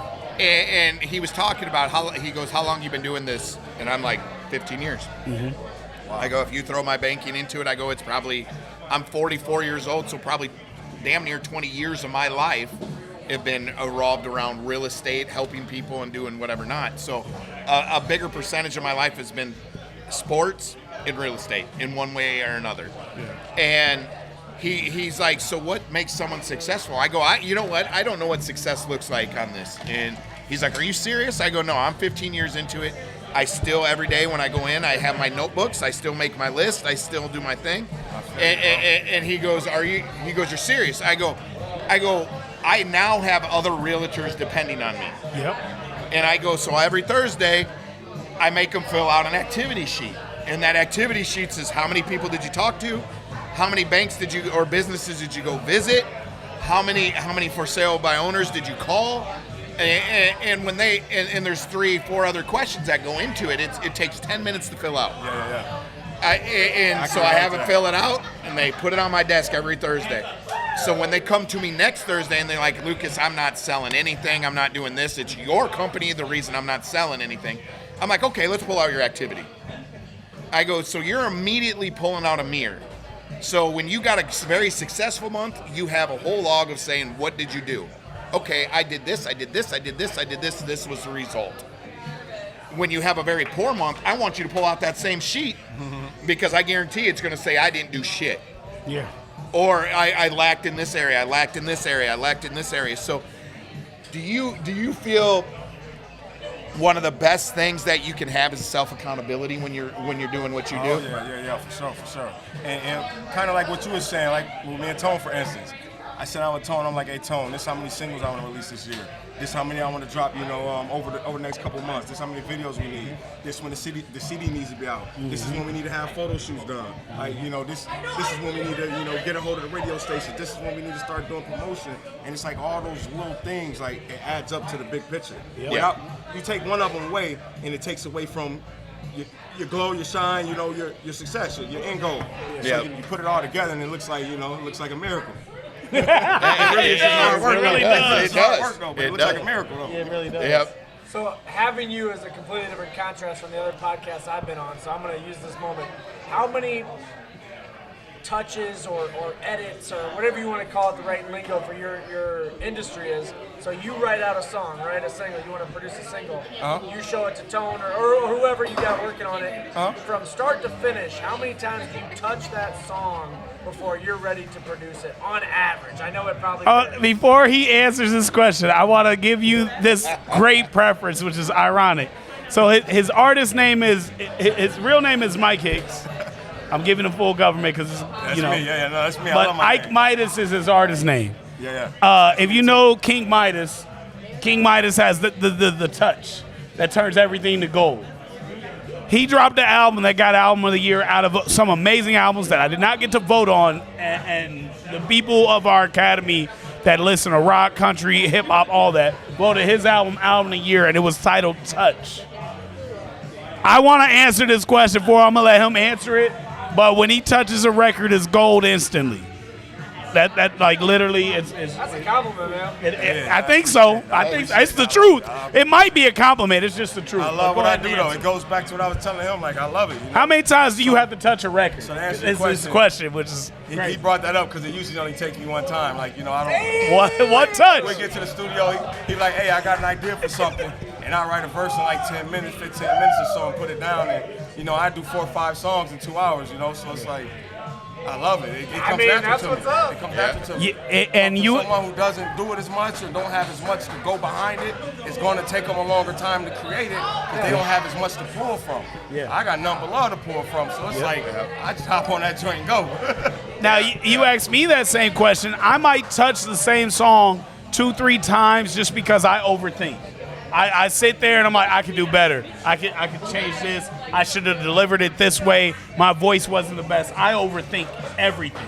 So on the same song, I got a song now, like my Showtime song that got used by the WWE. I did that song at least 5 different times before we got to the version that we're at right now. So 5 times on the same record. That gave me my ring record. His confidence bled over to me. You guys, Lucas, are coaches. You guys know how if one player is confident enough, if you build on that one player, that's going to make the team better. When I work with him, he makes the team better every time. I have to give my best right away, and I need to touch this one time. He pulls that out of me, so I give my best. So our records, we do one time. If it's just me, I overthink. I'm going to redo it. It's 2, 3, 4 times possibly on that same record. Hey, that's a compliment, and It's the truth. Yeah, no, I didn't try to do a compliment yet. Yeah. But we got other guests. So before I get you out of here, what's your favorite whiskey? I'm a Jameson drinker. I love it. Oh, I love it. Man, One of my homies put me Scotch on that, whiskey. right? wrong answer. Man, we've tried that Scotch whiskey. We didn't like it. That ain't it. That ain't it. J-Mo. Hey, J-Mo get you sick. Jack will give you a hangover. J-Mo gonna get you sick. Cheers. I appreciate you. Whiskey and real estate. You're always Buy a welcome, house. We out. Empty cheers. Hey. He liked the habanero. I like spicy and I like the habanero. All right, Shorty G, you ready? August, I'm going to step away and check on our pizza. I'll be right back. All right. There you go, Shorty. Hey, Shorty G in the house. Yeah, this is a new introduction. You guys haven't met, right? So I've met him at every event. Oh, okay. So we talk damn near at every event. One way, Okay, whether it's well, 5 minutes or 2 minutes, we always cross paths. Because I feel like both of you are great networkers. So who is it that like always makes? Is it both of you that just make sure you talk to everybody in the room? Because I feel like that's a trait both of you have. I just think it comes naturally. It's what we enjoy. I mean all that's about me. I mean, Every room you're in, you talk to everybody, and that's the same for him. It's all about the I'll be honest. I walk into every room trying to be in the guy in the corner.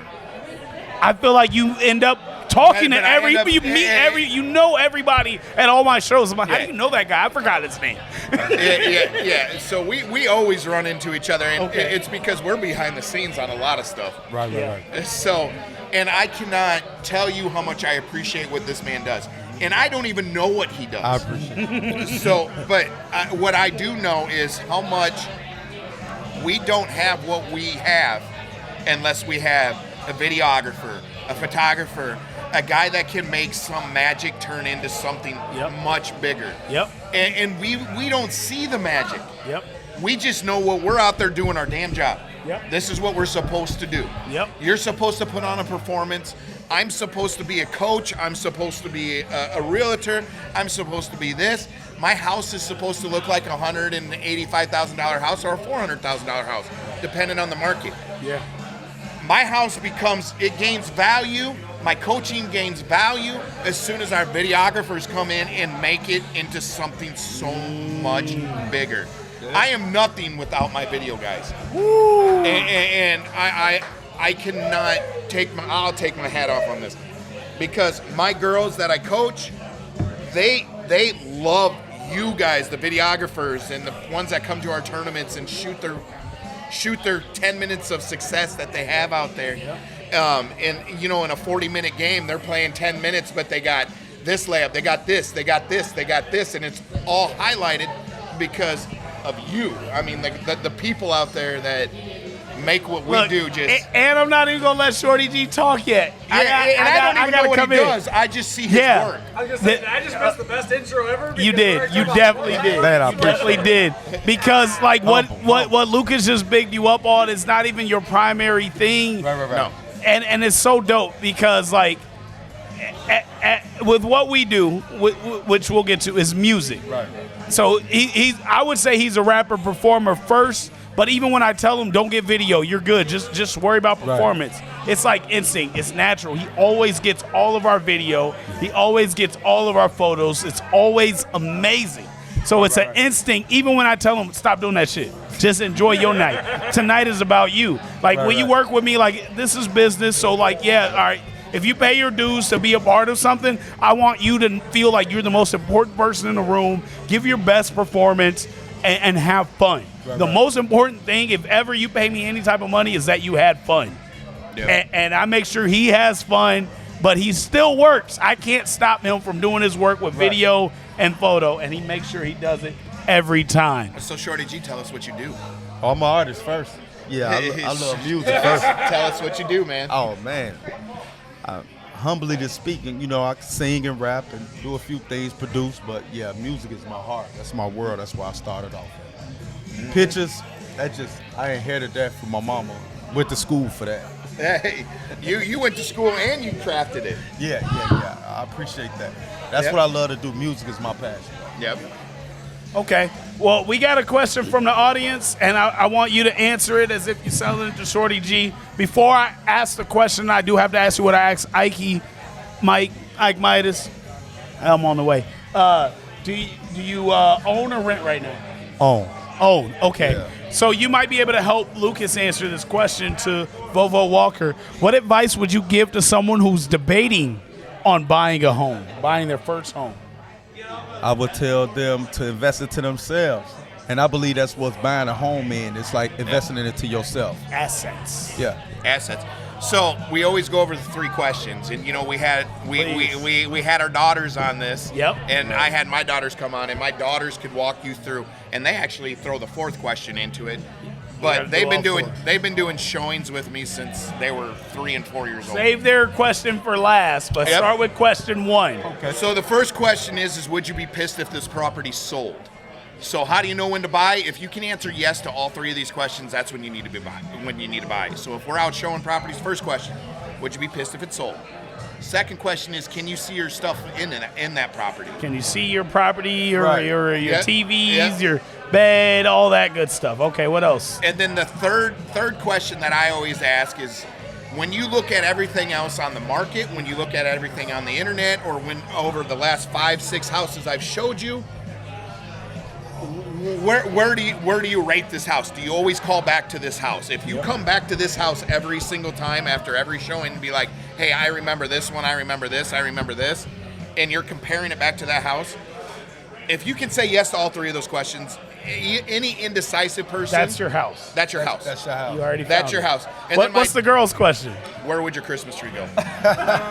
If you saw your Christmas tree somewhere in the house you just walked, that's your house. Yeah. You already saw it. You already envisioned family, memories, smiles, and good times. That's your house. And buy that house. It's a Don't wait closing for someone else question, to buy it. Like, I never knew it was a closing question until I started using it. And then you'd be shocked, the wife, or in our situation, I am a Christmas freak. Yeah. I'm starting to look at the windows. I'm starting to look at the space. I'm starting to look at, oh shit, this is going to look good over here. Yeah. I'm going to have my Christmas village over here in this corner. Yep. That Christmas tree question will get you every time. Yep. Every single time. I got a question for you. What would you say against those that say don't buy the first house you see? Oh, man. There's an aha moment. So when you walk into a house, there's an aha moment. If you don't get that aha moment, and that moment is like, oh, man, you're going through those 3 questions in your head. Yep. A good realtor will pre-screen their person by saying, okay, if we can say yes to these 3 questions, and before you walk in your first house, if they can start saying that through it, they'll be like, Right. Man, they're going to go home and look online anyways. They're going to look online anyways, but man, I mean, if you have that aha moment and you're in a market where there's 2% rates out there and shit's flying off the shelf, move on it now. Right. If you're in a market like today where right now it's a little slower than normal, you might have an extra day to look at a couple more houses, but you're wasting time on a lot of it too if you've already had that aha moment. Oh, he's bringing some the best time because now Double Z pizza coming out. All right, So and just in case, because I don't know if they're still in the live or not, I want to reiterate the question that way we don't misinterpret it. So, it's what advice would you give to someone who's debating on buying a home? So let's say they've never bought a home and they're usually renters. Okay. What advice would you give somebody that's debating, should I continue renting or should I finally buy? I'll chime into this. I know that there is first-time home buyer loans, grants, and there are incentives on switching you over from being a tenant. Sorry, that was the screwball Old Smoky. That was the Old Smoky. Yeah. Old Smoky, yeah. There are incentives from being a tenant to a first-time home buyer. You get grants. You do get a lot to switch over.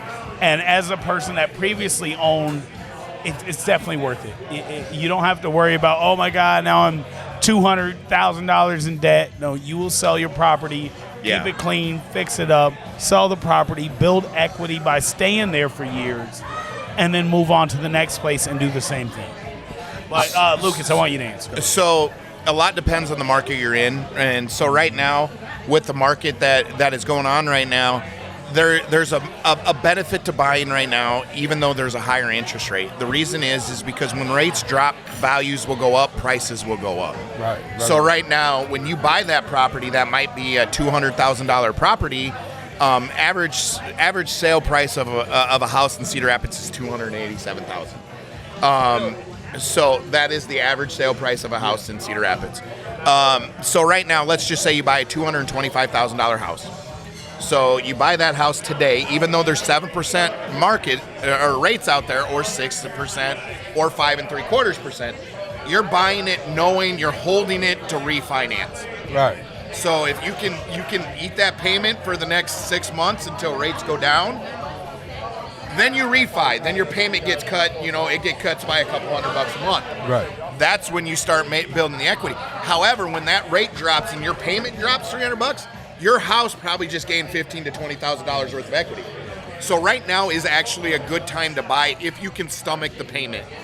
Because if you can stomach the payment right now, once rates drop, values are going to go up. You just got an asset that just appreciated with you doing nothing. Yeah. So would I suggest a time to buy right now? I do.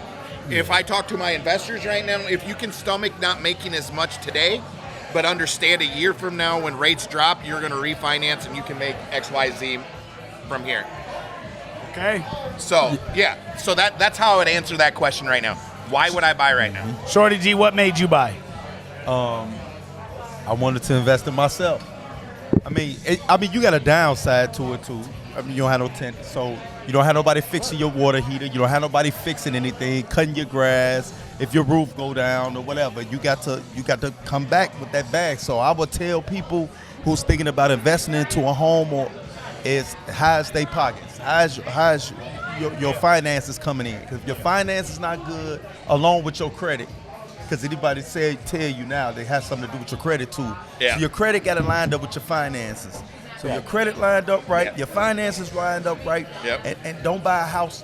If your budget coming in, you only making $4,000 a month, but you want to buy a house for $5,000 or $35,000 because you ain't gonna make it. So I would always, just tell people, is your money right and your credit right? And lined up right with your budget, then I would. Yeah. And when your credit's not right, holler at Lucas. Holler at Lucas. He may not be the guy, but he's got a guy. We gonna get you right. We gonna get you right. We gonna get you buying.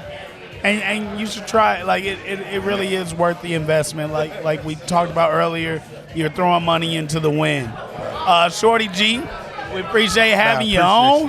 Before we let you go, we need to know, what's your favorite whiskey? I'm gonna have to say Jack Daniels. If I had to pick one. Two Jacksons. I'm gonna have to say that. And I'm sorry, but like this. No, that's great. It cleared me. The if last it worked time I for drunk you, it cleared me. Hey, the last time I drunk it, I didn't remember what happened after for a whole day. I can't. Hey, so I got one more question for you. Yeah. So I've asked everyone that's been on here, when did your schedule stop? When are you done clocking in for the day? Man, sometimes my days might start 5:30 in the morning, start right back at 7. I get 20, 21-hour days. That's an average. No weekends, all the days the same to me. They come out the same to me. So I just, that's how I see them. Oh, my goodness. And, Monika was saying something. We all know how emotional Monika gets about some stuff. So she was saying something the other day, and she's like, this guy, he was talking to my parents and saying, he doesn't give me this time because he's working 40 hours in a day.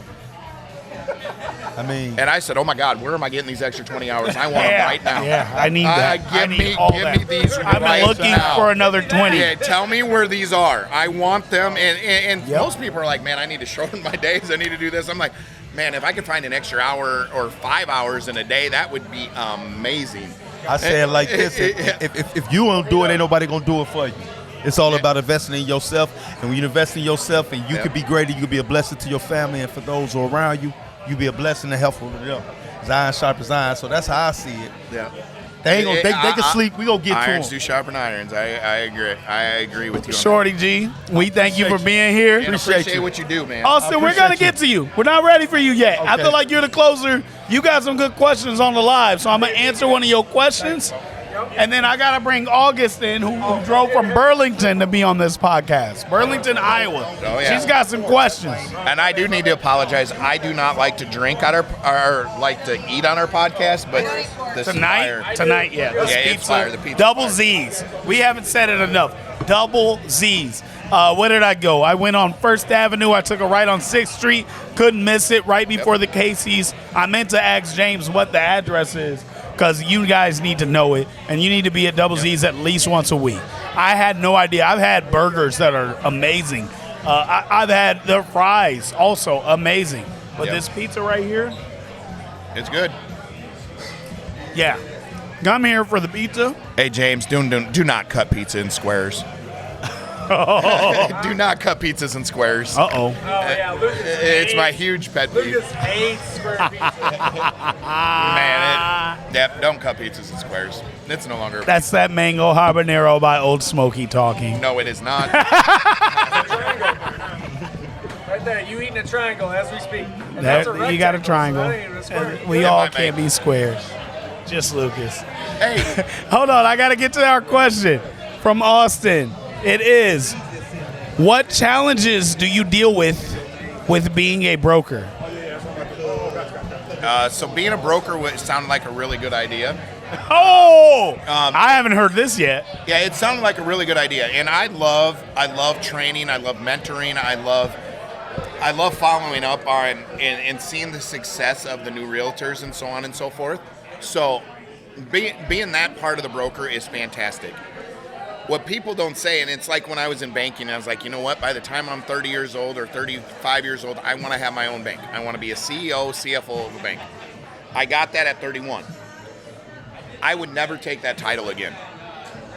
And so, yeah, I would never take that title again. And it is one of those things, people need to appreciate the broker they work for, because the amount of risk, the amount of headaches, the amount of liability that broker is taking is 10 times more than what you think it is.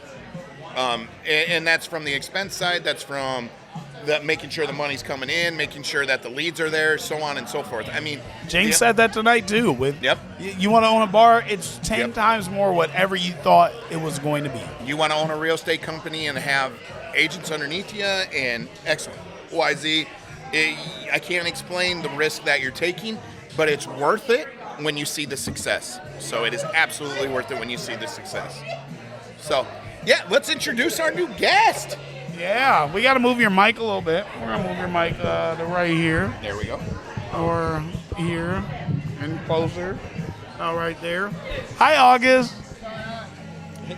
You gotta talk into Yep, this thing. into the mic. What's going on? Hey, we can hear you now. Great. Yes. You made the drive from Burlington. You have been an amazing person, artist. I know you do work 9 to 5, and you do music, and you're recently married. I am. Congrats. Thank you. Congrats. Property owner, or do you rent? I own my own property. Actually, I own 2 properties. Oh, girl. talk about it. She knows a little bit about real estate. Talk about it. The first one that I bought, honestly, it's just I don't know what to do with it. I've owned it since I've been 25. I'm like 34 now. It's a duplex that was sitting next to my grandparents' house, and but we kept getting shitty neighbors, and it was really cheap, and it's just something that I bought really so my grandparents. Wait, you bought your neighbors out? Well, they offered it to my grandpa, but he didn't want it and asked me if I wanted to buy it, and so I bought it. Hell yeah. So they always say there's 3 things you can't pick. You can't pick or you can pick. You can't pick. You can't pick your neighbors. You can't pick your family, but you can pick your nose. So Wait, what? Yes. So You can't pick your gotta pick neighbors, your you can't pick your family, but you can pick your nose. Yes. So those are 2 things that you couldn't pick, and she picked all 3. Yeah. We're gonna assume you picked your nose at some point. I'm sorry, we don't need to introduce you that way. But yes, you have to pick your neighbors, and not just your specific neighbors, for your grandparents. Yeah, so That's awesome. growing up, I lived with my grandparents, and I've lived with them since I've been 14. Well, not anymore, obviously, because I have my own house. But like I said, and we just kept. We always had shitty neighbors. So I said an opportunity came up to buy it, and I had the money to buy it, so I bought it. And then when I moved out of that, my grandparents' house when I was 29, I also had the money to put down for like deposit for a house, and so I own my house now that I live in. That's awesome. Good for you. Thank you. And that's something we've never talked about, Lucas. Is like, that's a great reason to be a homeowner. Buy your neighbors. Do you hate your neighbors? Are they renters? It happens Buy a lot that more than shit. you think, too. Buy their house while they're renting it. How do I find out who owns this house and make them an offer so I don't have to be annoyed anymore? That's fantastic. So tell me, okay, so you said 24 when you bought it, and I was around 25 when I bought it, yeah. Okay, and you're how old now? I'm 34. So 9 years. Yeah. Positive and negatives. I don't really have any, like the positives, no shitty neighbors, I guess. There you go. We're circling back to that. The negative, it's literally just been sitting there. I don't know what to do with it. I like one half is completely gutted, and the other half, I can't believe people lived in it. And it's like I don't know what to do. I don't really have the money to do anything with it right now. Right now, it's just used for storage.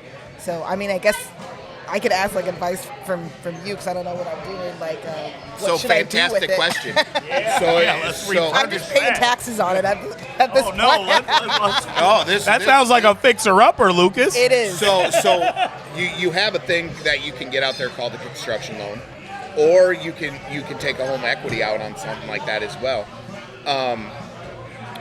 I'm assuming you probably have equity if you've owned it that long in the property. So when they do a home equity loan, or when you can do a construction line, what they'll do is they'll appraise it as completed. Okay. So all the repairs you'd want to do, so you can hire someone like Cody, and they can come in and do bids on everything, and say this is what this is going to cost, this is what this is going to cost, this is what it's going to cost. He can itemize it out. When you refinance that property to do a construction loan, they'll take the completed project and the value of it, they'll loan you 80% of that completed project. Okay. So let's just say you do an XYZ is going to bring this value up to $190,000. They're going to loan you an additional, let's just say you only owe 80 against it, but they're going to bring that all the way up to $150,000. So they're going to give you $70,000 to remodel this house. Okay. And then at the end of the remodel process, they're going to turn it into a mortgage. Okay. Up until then, you're only paying interest only on the money that you've used. I got you. Okay. So, but at that time, when it turns into a mortgage, you're going to have something that's rentable. You're going to have something that's already increased the value. Or you just might put yourself in a position where you could sell it for over what it was. Right. Just do what's going on in the economy and the market and so on and so forth. Okay. So when you're sitting on an asset out there that's constantly appreciating, and every month you're making that payment, and your equity is growing, that equity is a tool that the bank can use for you to get that property how you want it. And then someone like Cody can come in and bring a roofing guy. He can bring in someone that can do the internal repairs, drywall, painting, cleaning, you name it. We have the guys that do that, and that's why Cody is a huge asset to the real estate world, because not only does he increase the values of the properties on the block, he provides a tool that a lot of people don't know is out there. Okay. Yeah. And I don't know anything about any of that stuff. So that's what we're here for, and that's why we do what we do. It's exactly right, because you have a laid-down deal right in front of you where you have an asset that's not generating you any income right now, or the income it should be generating you, and there's a tool out there that you could be using. Okay. So, yeah, that's a 20-minute conversation on the phone. I'll even sit on that phone with you and the banker. I was going to say, I need some business cards before I leave here. The biggest piece is having that conversation with a Lucas, specifically Lucas, because he's not only going to help you navigate that, but he's literally going to paint the picture from A to Z, and then when it's all done and it comes to fruition, he'll help you every step of the way, because everybody involved is in his network because of what he's built. Okay. And they've been so professional, but you told me what you have, and I saw dollar signs for you, not for any of us, but for you, literally.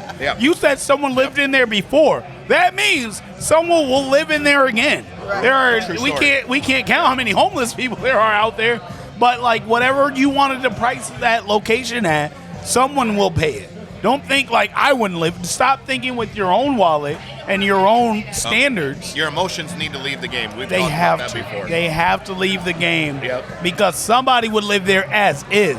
That's before you get the upgrades, the changes, the interior or exterior. Someone already has. Somebody will. Yep. That's revenue that you should be generating right now.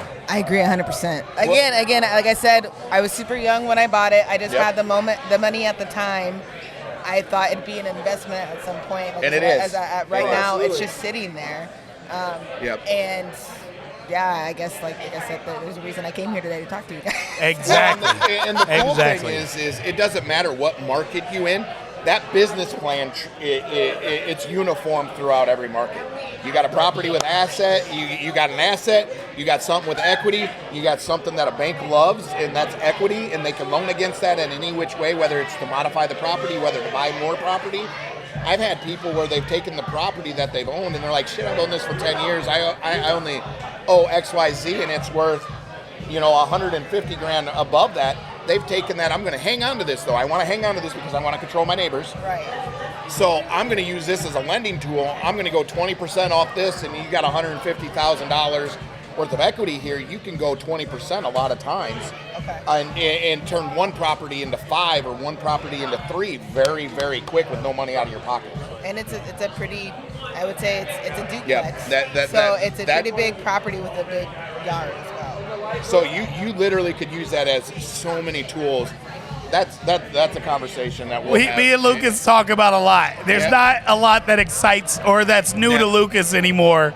You just got Lucas excited. Just hit my wheelhouse. You put a Viagra on the table right there. That's what I wanted to say. and I'll let that's him exactly say what it. it is. Yeah, it's exactly you gave him a what Viagra. That's the blue chew. That is. Thank you, August. We're going to be in touch on the business side. So for now, go ahead. Ask your question. I want to hear more about, we found out a little bit why you're here, but why else are you here? Talk about you. What's up? My name's Augustina Gonzales. I'm here because Female Artist of the Year 2024, by the way. at the Iowa Music Awards, I've built a good connection and relationship with Tone. Oh, yeah. I'm from Burlington, Iowa. I make music. I don't just rap, though. I did win Female Rapper of the Year. I do like different genres and not a genre blending. Nice. And yeah, I forgot where I was going with that. It's okay. That's you. I love it. And like you said, I recently got married. Yes. Oh my God. And so I've been busy. Yeah. Property owner of Property. 2 locations. Yes. You got a That's lot what of we good need. things going in the right direction then. Yep. So how do you contribute your success to that? Well, how'd you get there? How did I get there? Working hard and saving money. Working hard and saving money. Gotcha. Very Most good. rappers can't relate. I promise you that. They don't save shit. Well, after buying my second property, it did kind of. I'm not balling anymore like I used to. I put all that money into the house and remodeling and stuff like that. But again, like I feel like that's an investment. Whether I keep the house or sell the house or whatever, it's worth more than it was before. So. Yeah, you added another tool in your belt. That's what you did. Is you have 2 tools in your belt right now. That's She didn't even know. That's what I love about what we do in this I agree. podcast. It's Like, why I'm in this business too. Yep. Yeah. 100%. So what August. questions do you have? Yeah. Questions do I have? For real estate, property management, Yeah, I feel like whiskey. whiskey. What's your favorite kind of whiskey? If I drink whiskey, I usually drink whiskey and water. I don't mix it. What's your favorite kind, though? I drink Crown. But Crown is acceptable. Yeah, it's just like I wouldn't say like I'm a whiskey connoisseur where I go out and buy expensive whiskey, but Hey, Crown is. I didn't know me and Lucas were whiskey connoisseurs until tonight when everyone said Jack or Jameson. Those are I didn't think there was a wrong answer, and then they said that. Those are the wrong answers. Those are absolutely the wrong answer. Jack is you're gonna throw up. Jameson is hangover. Okay, now you just pissed me off with the wild turkey.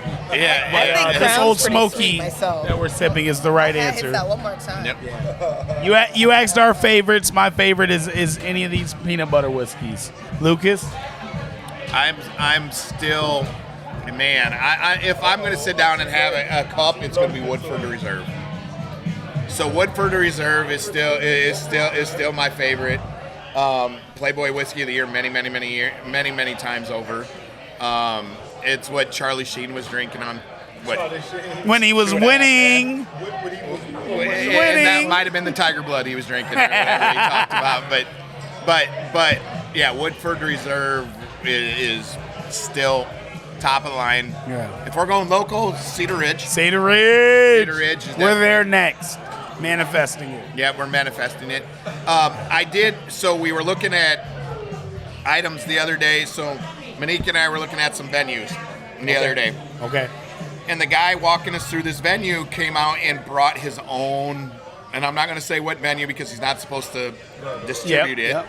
And it was absolutely probably one of the best whiskeys I've ever had. I actually have it in the front of my car right now. And he gave me a little shooter, like a shooter. It was fantastic. Bring your best whiskey, and I'll bring mine from Tequila Bob, which after we try this new one, we might be calling him Whiskey Bob. It's that good. August, I know you got a trip. I need you a little bit after this podcast because we got work to do. All right. I don't know what time it is. It says we're an hour 45 in. I know we got at least 2 more guests, but can you stick around for a little bit? They got good food. This pizza's fire at Double Z's. I'll stick around for a little bit. Thank you. I ain't gonna hold you all night. I promise. I appreciate you. All right, who we got? Let's get Austin in. We'll close with Cody. Is that cool? All right. Yeah. Make sure we don't have any questions we missed. You missed What them all. challenges do you deal with being a broker? We got that, Monica. What advice do you give to someone who's debating on buying a home? We got that, Monica. What? We got the questions. I'm scrolling up. I am a little bit. You can say shit on this podcast. No, we're not. What'd you say? Nope, never mind. He said tone. He gave me that look. Don't do it. It's not worth it. I apologize. I mean, when your last name is really Petty, I don't want to see how petty you can get. Actually, the way it goes is my last name is Pettis, but I can be the most pettiest person you want. Drop the IES and it'll be Y. Thank you very much. It's spelled petty. Boom. She's so petty. Very. It's in her blood. All right, you throw great darts. Did he just sit there to play darts? No, you. You are so great at playing darts. You're so good at playing darts. All right. Anyway. All right. Who do we have? Oh my God. All right. Who do we have on the Whiskey and Real Estate Podcast?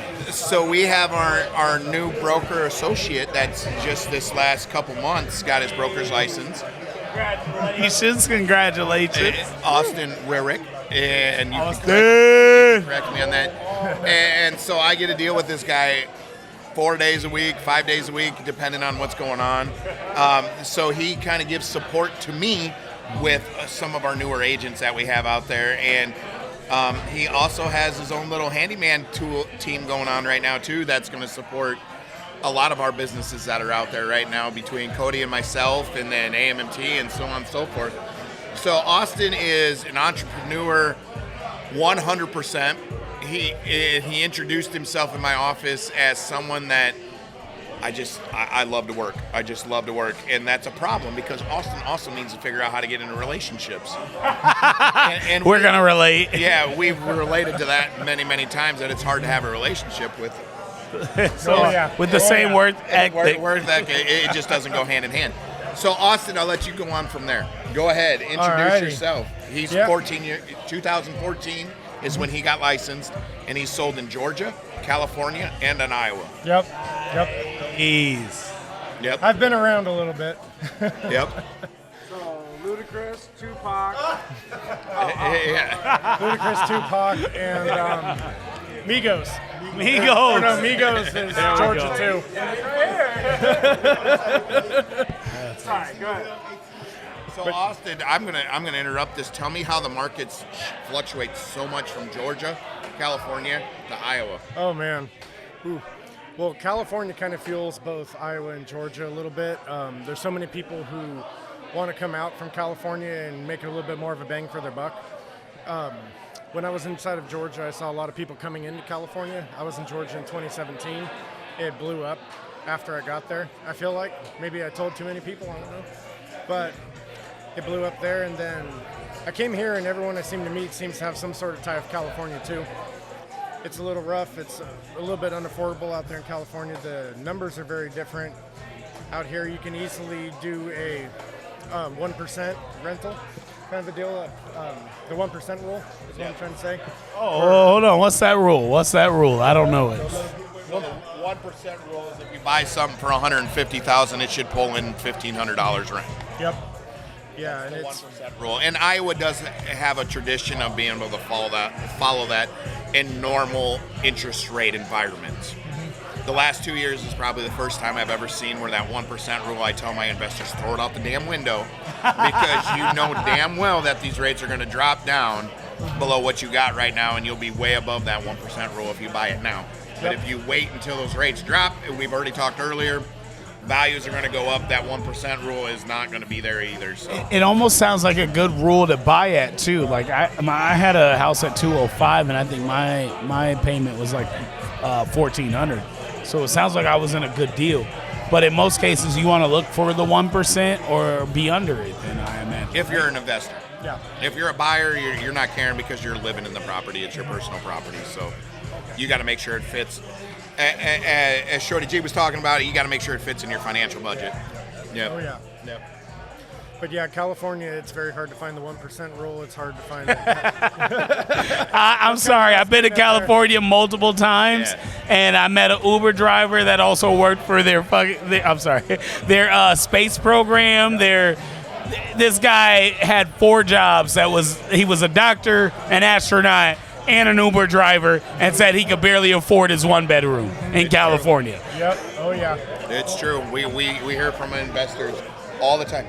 Now, the benefit to moving to Iowa is you have those connections in Florida, and you know that they should be fine. You know they have 5 jobs, and we have 1. Yeah, and you could be getting 3 properties for the price of your 1 out there. So, oh yeah. Appreciate Iowa. I think that is the theme of all 7 seasons of this podcast. Yeah, for sure.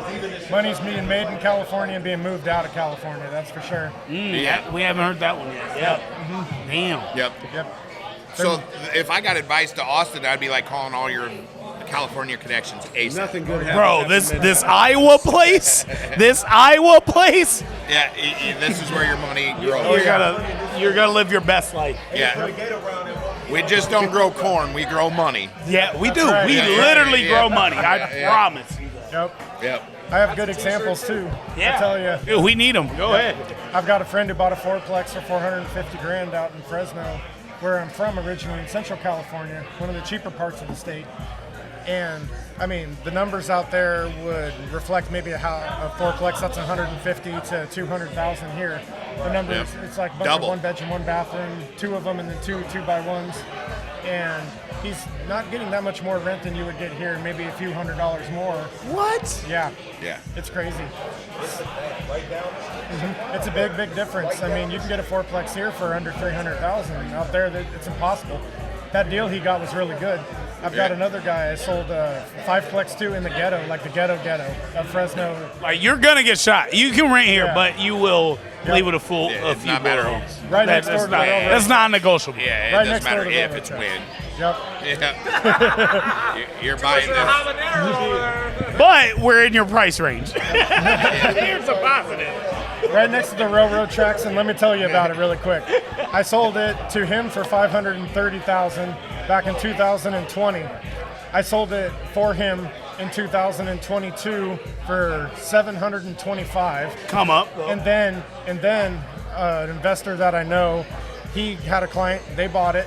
They raised the rents up.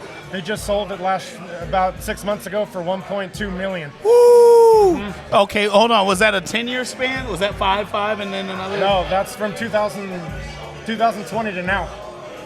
In 5 years, Yeah. it went from 500,000 to 1.2. That's the thing about Fresno. It's a really growing place.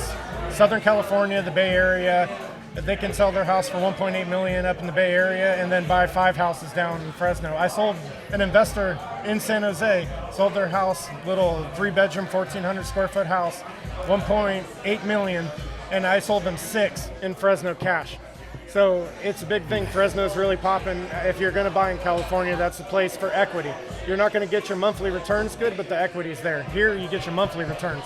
Yeah, that's monthly returns. In Iowa. Yeah, yep. In Iowa all day long. Yep. Damn. Well, and so from a business strategy, Austin has really been trying to dive into the Iowa business strategy, especially like this last month. I would say Austin is one of the most persistent people I've ever met in my life. Like, he is your 5 calls a day type guy and makes you return that call.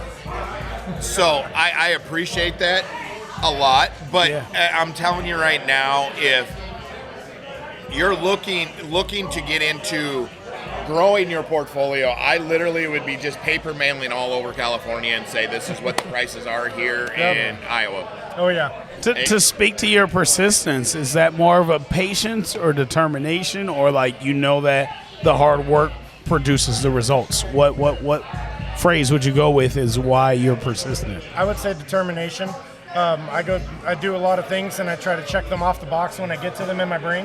I don't like to put them on the side and then come back to them. Even when other people are the reason it's on the side, like you make sure. So to you, is that just a hurdle and you're just going to overcome that? It goes to the side and then it goes to the side. You're just a hurdle, sir. I'm going to get over that. Yeah. It goes to the side, but it gets bounced onto down further on the list, and then they get back to that again, and then they get another call. Mr. Lucas over here. I say, okay, what else do I got to do today? How long ago was it since I tried to call Lucas? Oh, a few hours, I'm going to call him again. Nice. I don't have that in me. I got a lot of things. I ain't got that. That's not in my toolbox. I'm not. If you don't answer, I probably won't hear from you again in life. That's just what it is. I know what I'm worth. I know what I can do to help you. So if you don't answer my call, it's not me being cocky. It's just there's other people that I can help that wants my help. Yeah. But the determination that you guys like, no, you need this help, and you're going to answer, and we're going to figure this out. It's priorities. I love that. It's priorities too, and Lucas. A lot of times, he's a real honey hole of great information, and he's very helpful in a lot of ways to me in my career here in Iowa. So he's a more of a priority on there to hear back from, because I really value his opinion on things a lot. I love that. That's awesome. Mm-hmm. Yep. Well, and he's got so many tools in his belt that he doesn't even know that he needs to sharpen them. So the thing is that as a coach, you always want your best athletes, because those the best athletes make you look good type situation, and they know how to harness their skills. But the ones where you create your value is the one where he was a 3-star instead of a 5-star athlete, and you can take that 3-star and develop him again and develop him again, and he turns out being a number 1 draft pick or being a top 5 draft pick. Now you've just got all the 3 stars that said, look what you did with this guy. Austin's one of those that falls like right in between. He's got all the tools in the shed. He just doesn't know how to utilize them all yet in Iowa. Yep. So it's like me and me and Lucas. You just heard how excited he got with August. Like, you got all this, and you're not doing this. What is going on? Yeah. Like, we're the guys that uses every single tool in the tool shed, even that weird bolt that doesn't fit anything.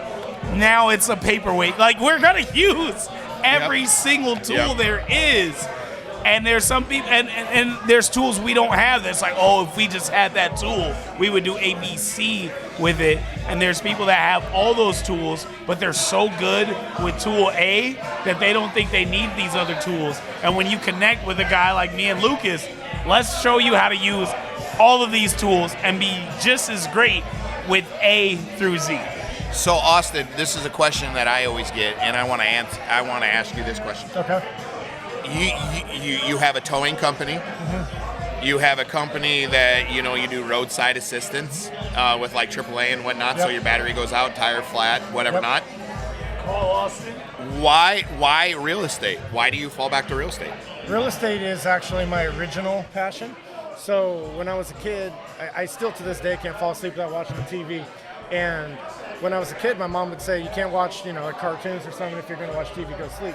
I'd turn on HGTV since I was 12, and I'd watch House Hunters. I got into it. HGTV is the answer. And I think that's how a lot of people, they hop on HGTV, they get into real estate. What they do with it is different. Nightmare for realtors. It is. It really is. Yeah. It's a double-edged sword. It makes realtors, and it also makes people who think they know what's going on, but until you play it in real life, you just don't know. But well, and that's where Tequila Bob comes. I was gonna say, didn't he ruin one of these shows for us? Yeah. Tequila Bob was an actor on a show that we thought was real. What was the show, Lucas? It was that lottery winners. His favorite show. And then one of my favorite shows. You know, they won the lottery, whatever. Not we're gonna go by. Fake. So Tequila Bob took 2 different roles in that, and he was what a grandpa in one and a newly married man in another. Yeah. They gave him his script. This is what. And the same thing with the flips. Broke Lucas's heart on that podcast. Those flip projects that you see on HGTV, you got to find the right one that's accurate, because Tequila Bob was on one of those too. Yep. And he's like, man, the script was lined out. This is what it is. Lucas is hurt. I was like, mother. Lucas had the reaction of when I found out wrestling wasn't real. It's true. It is very true. I was like, man, this is sucks. He poured up like 4 shots. Yeah, I'll take another one. But the thing of it is and as a realtor, so let's say we never knew that side of it. So as a realtor, and you can relate to this, is I cannot tell you how many times in a showing I'll be like, hey, I know I can do this, and this because HGTV or whatever. Oh, yeah. I saw them do it. Mango Habanero by Old Smoky. Yeah. It's this peanut butter, bro. Y'all be doing I'll do another, actually. Yes. So we get into those, and I cannot tell you during the showings of a property how many times we'll hear about this TV channel, and this is what I saw on Pinterest, and this is what I saw on YouTube. That means I can do this no matter what. And then they'll get into the project after they buy the house, and they'll come and start railing on us and saying it wasn't as easy as this. And then Yep. I'm like, okay, well, when do you want me to call Cody and send his guys over? Because Cody we'll and the come guys clean are on this their up way. for you. We'll clean it up for you and take it apart and put it back together. It's not as easy as advertising, even in selling real estate. Say with House Hunters or any of that. I mean, you don't see all the grind that we have to do to help our clients, and even just to find our clients. You just see them showing up and they're like, oh yeah, here's the house and it's $300,000, and they show it around and that's about it. And then they skip over the whole offer process and they're like, we got this house. Well, and some of my favorite shows are $1 million listings. You know, like they had $1 million listing in New York, and they had $1 million listing in California, Los Angeles, Miami, so on and so forth. If they want to make an interesting show, come do $85,000 listings. Go to that foreclosure house that had the roaches with the sign that said "Help me." Let's talk about that. HGTV. And send the same guys that are doing New York $1 million listing to the $85,000 listing. Oh, they'd be like, what? This isn't a cash offer. This has this title opinion. Oh my God, this has this lien, this lien. I think we just came up with the idea for a whole show. It's gonna happen. This is gonna be a reality show. Yeah, we've been talking about this for years. It's happening. It's happening. It's happening. It's insane. So you want to Foreclosures would be that show. Netflix would pick that up right away. I'm calling it right now. Whiskey and Real Estate are going to produce a show called Foreclosures. Oh my God! So I remember my first month on with Jeremy, and he's like one of my best friends, and I took a $40,000 sale call. So this guy's like, I want to go look at this $40,000 house. It's blah blah blah blah blah XYZ. And he's like, I'm not taking this. He goes, you go ahead, take this, blah, blah, blah. Why would you go waste your time and go show this? This house is XYZ. That $40,000 buyer ended up being $1 million buyer for me. He bought 10 properties. Yep. Oh, because nice. I took care of him on the $40,000 property. Yep. And he kept building. He kept growing. He kept building, and by year 2, I mean, he was $1 million buyer, buying multiple rentals and so on and so forth. Yep. So in real invest estate, in your people. Yeah, you don't take that shit for granted. Don't chase that check. Just because it's a $500 commission check on a $40,000 property. That's an investment. That's a relationship. Yep. You don't know what that person's future is, and they don't know yours. Yep. I remember it to the day, 15 years later, that first call that I took. The reason I took it, why I was going out there, and no one else would take that call. So Focus yeah. on the client and what the client wants, and the check will follow. That's how I've always done business, and it works pretty good. Wise words from Austin. We need a little bit more wise words with this last question for you. What is your favorite whiskey? Okay, y'all are going to hate me. We are. Okay, so I used to walk to the bar all the time when I lived out in California. I lived near one. And I'd tell the bartender I need a Coors Light and I need a shot of Fireball. I love Fireball. I can do Fireball. I get a lot of hate for it usually. Yeah, I get a lot of hate on my Fireball. I do like Fireball, but I'm telling you, I'm a farm kid, so we used to, when we ice fish, we'd pour Fireball around our ice fishing Nice. hole Oh, yeah. because it would keep it from freezing over because there's supposedly antifreeze or something in it. Wow, wait, what? Hold on, don't ruin Fireball I for love me. Fireball. Don't ruin it for me. You can melt the ice with Fireball? No, it'll keep it from ice, your hole from icing over. Yeah. He said you need to clear your car battery? Fireball. Whoa, hey, I drink love that. Fireball. I remember that next time I run out of coolant in the winter. I'm not saying put it in Fireball. This is not Donald Trump saying please put bleach in your veins. No. He did not say that, but I'm just telling He's like, you, let me it's not clear the that same up. thing. Thank you, Austin. Thank you, guys. Fireball is an acceptable answer on this podcast. Cody, are you ready? Cody's been ready. I'm not going to ask Cody if he's ready. Cody's been ready. Cody's been ready the whole show. Cody's going to close us out. He's been peeping up, and I love it. This is now I think we beat the Burts. We are now past the 205 mark. That's 2 episodes now. It's a good spot to do it. It's my favorite. I've never laughed this much on our pod. Yeah, Last episode I spit my drink out. It got crazy. Yep, it did. Cody. Yo. Cody Evans. What up, brother? How you feeling? Not as good as you and that PB over there. Hey, I it's the see you ain't touched the screwball. habanero. It's the I've screwball. had Not 2 again. glasses. I had one. Look. I had one and done. I like one my more wings with habanero, not my drink. There you go. That's fair. That's fair. Talking to the mic. You've been talking this whole episode off mic. I'm like, none of this is getting caught. So talking It all to the got mic. caught. Talking into the mic. Thank you. You bet. How you feeling? I'm good, man. I've been actually controlling myself, trying to make sure the show can still get aired, even though we've been live this whole time. Hey, it's aired. It's First and live. foremost, I want to thank you for your connection. Me and James have known each other, but we don't have like an actual relationship. We haven't had any conversations, but it seems like you guys know each other. We do. How was that connection made? It started randomly through darts a long time ago when I Nice. first got into the dart scene. Yeah. And then when I actually got good at darts, it kind of increased a little bit. And not to put James' business out there, but we got into some cash games one night after drinking a little bit too much. And James and I took home like $300 from throwing darts together. And anytime you do that in one night, You're best friends. you're best friends. So then, I mean, obviously he owns the joint. And at the time that this happened, I did not know that. So Oh, nice. he knew I wasn't just trying to network or do anything crazy. Yeah, because, no you know, ulterior motives. Exactly. Once you hit a certain status, there's always going to be people trying to do things for those ulterior motives. And with James, it's always been genuine. He's the most humble, hardworking, just good dude that's always there. He always says hi, always greets you. It's never anything crazy. So I appreciate him having us here. I didn't even have to. I mean, Lucas was there when I asked him. It was literally I asked, and he's like, "Yeah, we would love that." And then I introduced him to Lucas and Monica, and it was Closed. Love it. Yep. Lucas, we've already established how you know Cody. I think we've got a backstory on Cody. We need some new questions for Cody. oh boy. So Cody and I, we came out of a networking group as well.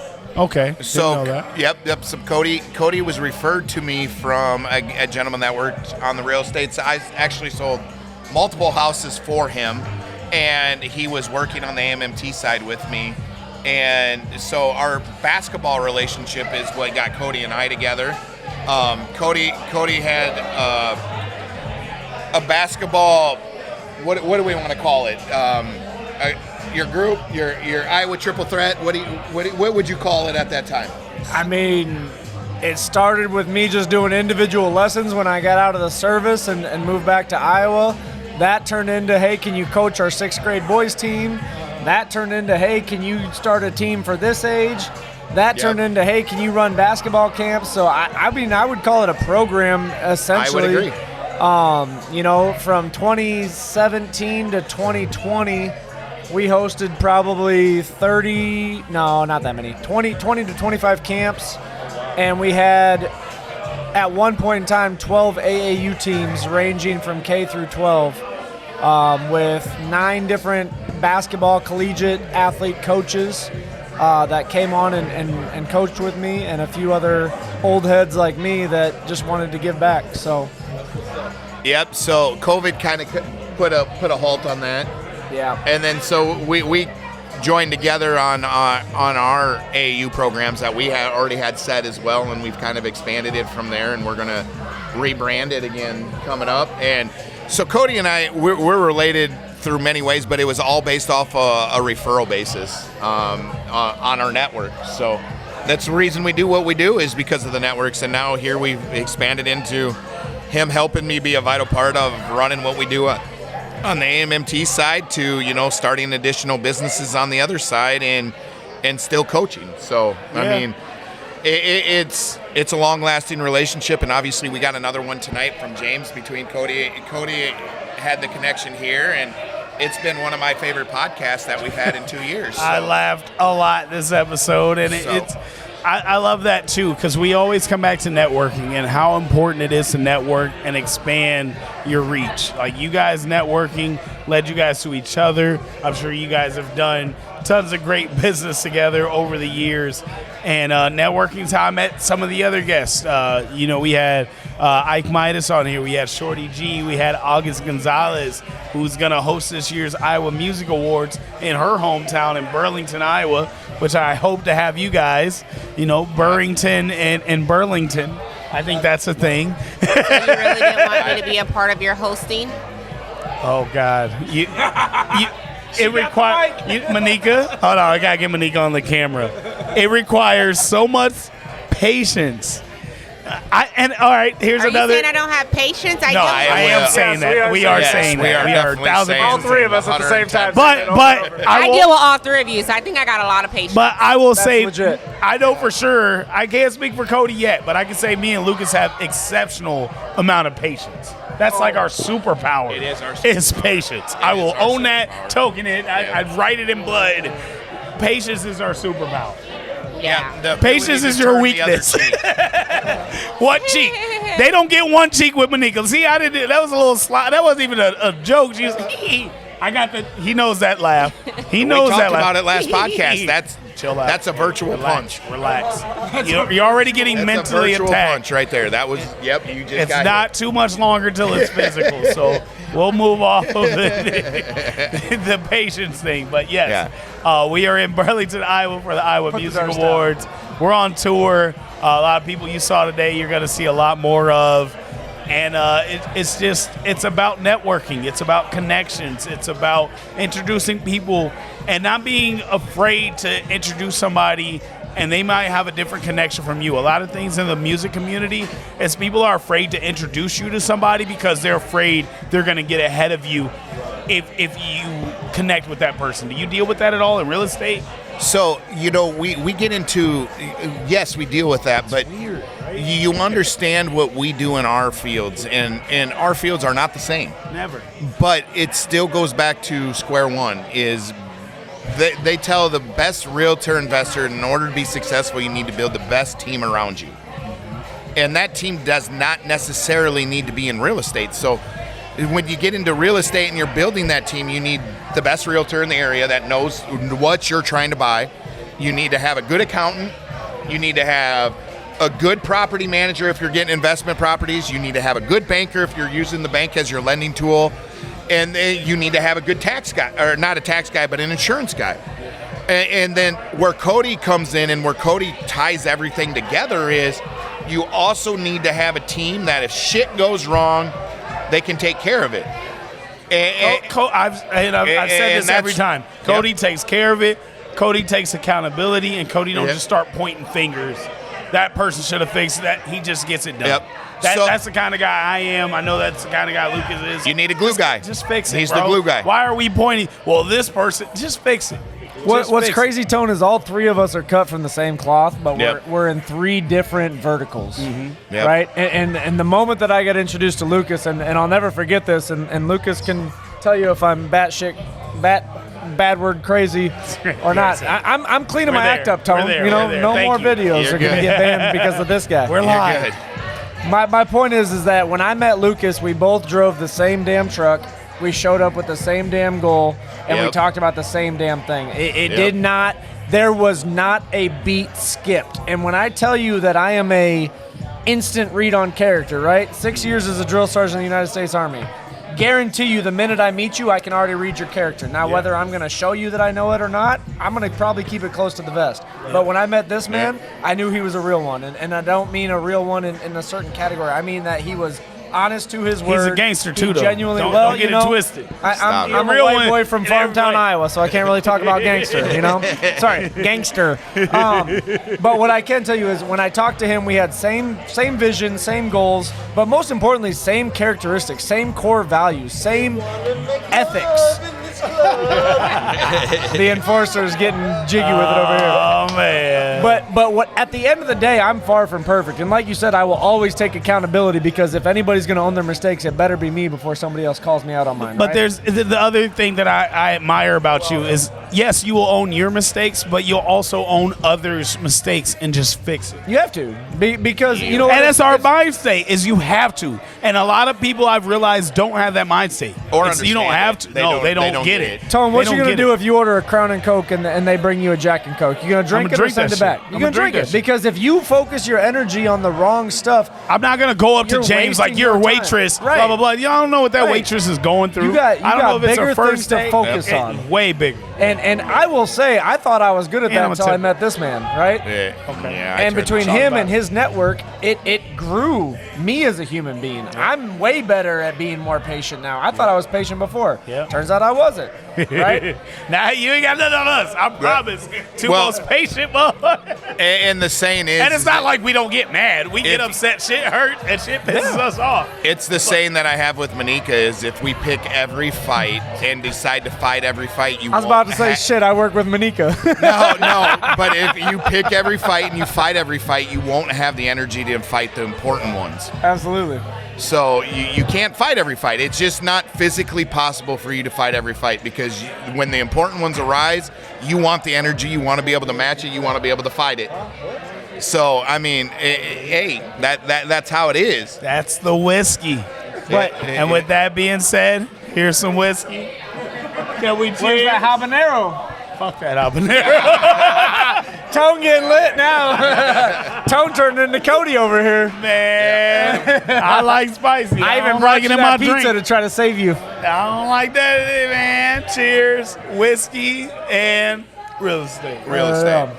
So, what you guys were talking about earlier, right, with somebody to come in and fix stuff. The cool thing, right, because you always got to find opportunity. The cool thing when I joined Lucas, and he'll tell you, I'm not keeping it close to the vest. I'm very transparent about it. I had no ambitions of doing what I do right now. I was always a office, white collar. I worked with my hands in my free time. I built a house in my free time. I did construction and HVAC as a secondary job, but I've always been white collar, sales. I ended up being a VP in Corporate America. Corporate America, right? There you go. So I sat in an office all day, and when I joined Lucas, I saw so much opportunity to mix up what I love. I love working with people. I love finding deals. I love building things with my hands, and with Lucas, I was able to do all of the above, so he kind of put me onto this new industry where I just go and fix stuff. So I became his maintenance guy, and then from there we grew into we do everything now. We frame new houses. We do new roofs. We probably average 6 to 7 roofs a week right now in Missouri, Minnesota, Nebraska, and Iowa combined. And I would never have gotten into any of that without this man. So on the tone of networking, right, it's huge. It is. One friendship that started with basketball has now turned into how I raise and feed my family. Yeah, and that's so true. But you took the opportunity to bet on yourself. Facts. And that's, I mean, that goes back to square one of what this episode was about. I mean, Jaymz bet on himself when he got into the bar industry. All my guys here tonight, Shorty G, Ike Midas, August, they bet on themselves. They bet on themselves. And I said, let me bet with you. Let's all bet together. What can we build together? We have built everything from Iowa having a non-existent music scene to we are the music scene. Right. To being in places that literally only Jay-Z, Kanye, J. Cole were in. And now the next song after those 4 guys is Tone the Boss, Ike Midas, Give Me My Ring. You know, we are in cities that have never heard of us and performing in front of sold-out crowds because we love what we do. We believe in each other, and we work hard. And I feel like that's the real estate. It's absolutely. And, you know, my old boss always told me if someone wasn't trying to chop you down at the knees, you weren't at the right place. Oh, they be chopping. They be Great chopping. Yeah. The knees are good still. Yep. But they chopping. They trying. And I mean, I have the sign in my office that states, you know, the guy at the top of the mountain wasn't dropped there. That's fire. That's fire. And that's because he fire. climbed his ass up. So I'm telling you right now, the minute you think things get tough, Go ahead. yeah, the minute you think things are tough, you need to go. I said this at the music awards. You need to go ask someone else because it's tougher there. So, I mean, when you think it's tough, just think someone else has it tougher. So keep grinding, keep working, keep getting to where you want to be. And if you're not where you want to be, then ask yourself why. And if you can't answer the question why, then you hold yourself accountable and say, I need to do more. I'm going to add on to that. Hold yourself accountable, do more, and find your team. You see these guys. The team. These 3, not just Lucas, Cody, Elias. They found their team. Me, Ike Midas, Shorty G. We found our team. Keep working. Keep loving what you do. Don't stop the grind. The grind is real. Entrepreneurs work 100 hours so they don't have to work 40. Yeah, so they don't have to work for someone else. We're entrepreneurs. We work hard. Yep. This is the whiskey and real estate. Thank you, guys. And just like that, we gone. Cody. Yo. Elias, Ike Midas, Shorty G. Austin. Thank you, guys. Yeah, thanks for having us. Thank you, Jaymz. Thank you, Monica. Thank you, everybody that popped on. Thank you, August. Drove all the way out from Burlington, Iowa to be here tonight on this podcast. Thank you, guys. Thank you. We got it.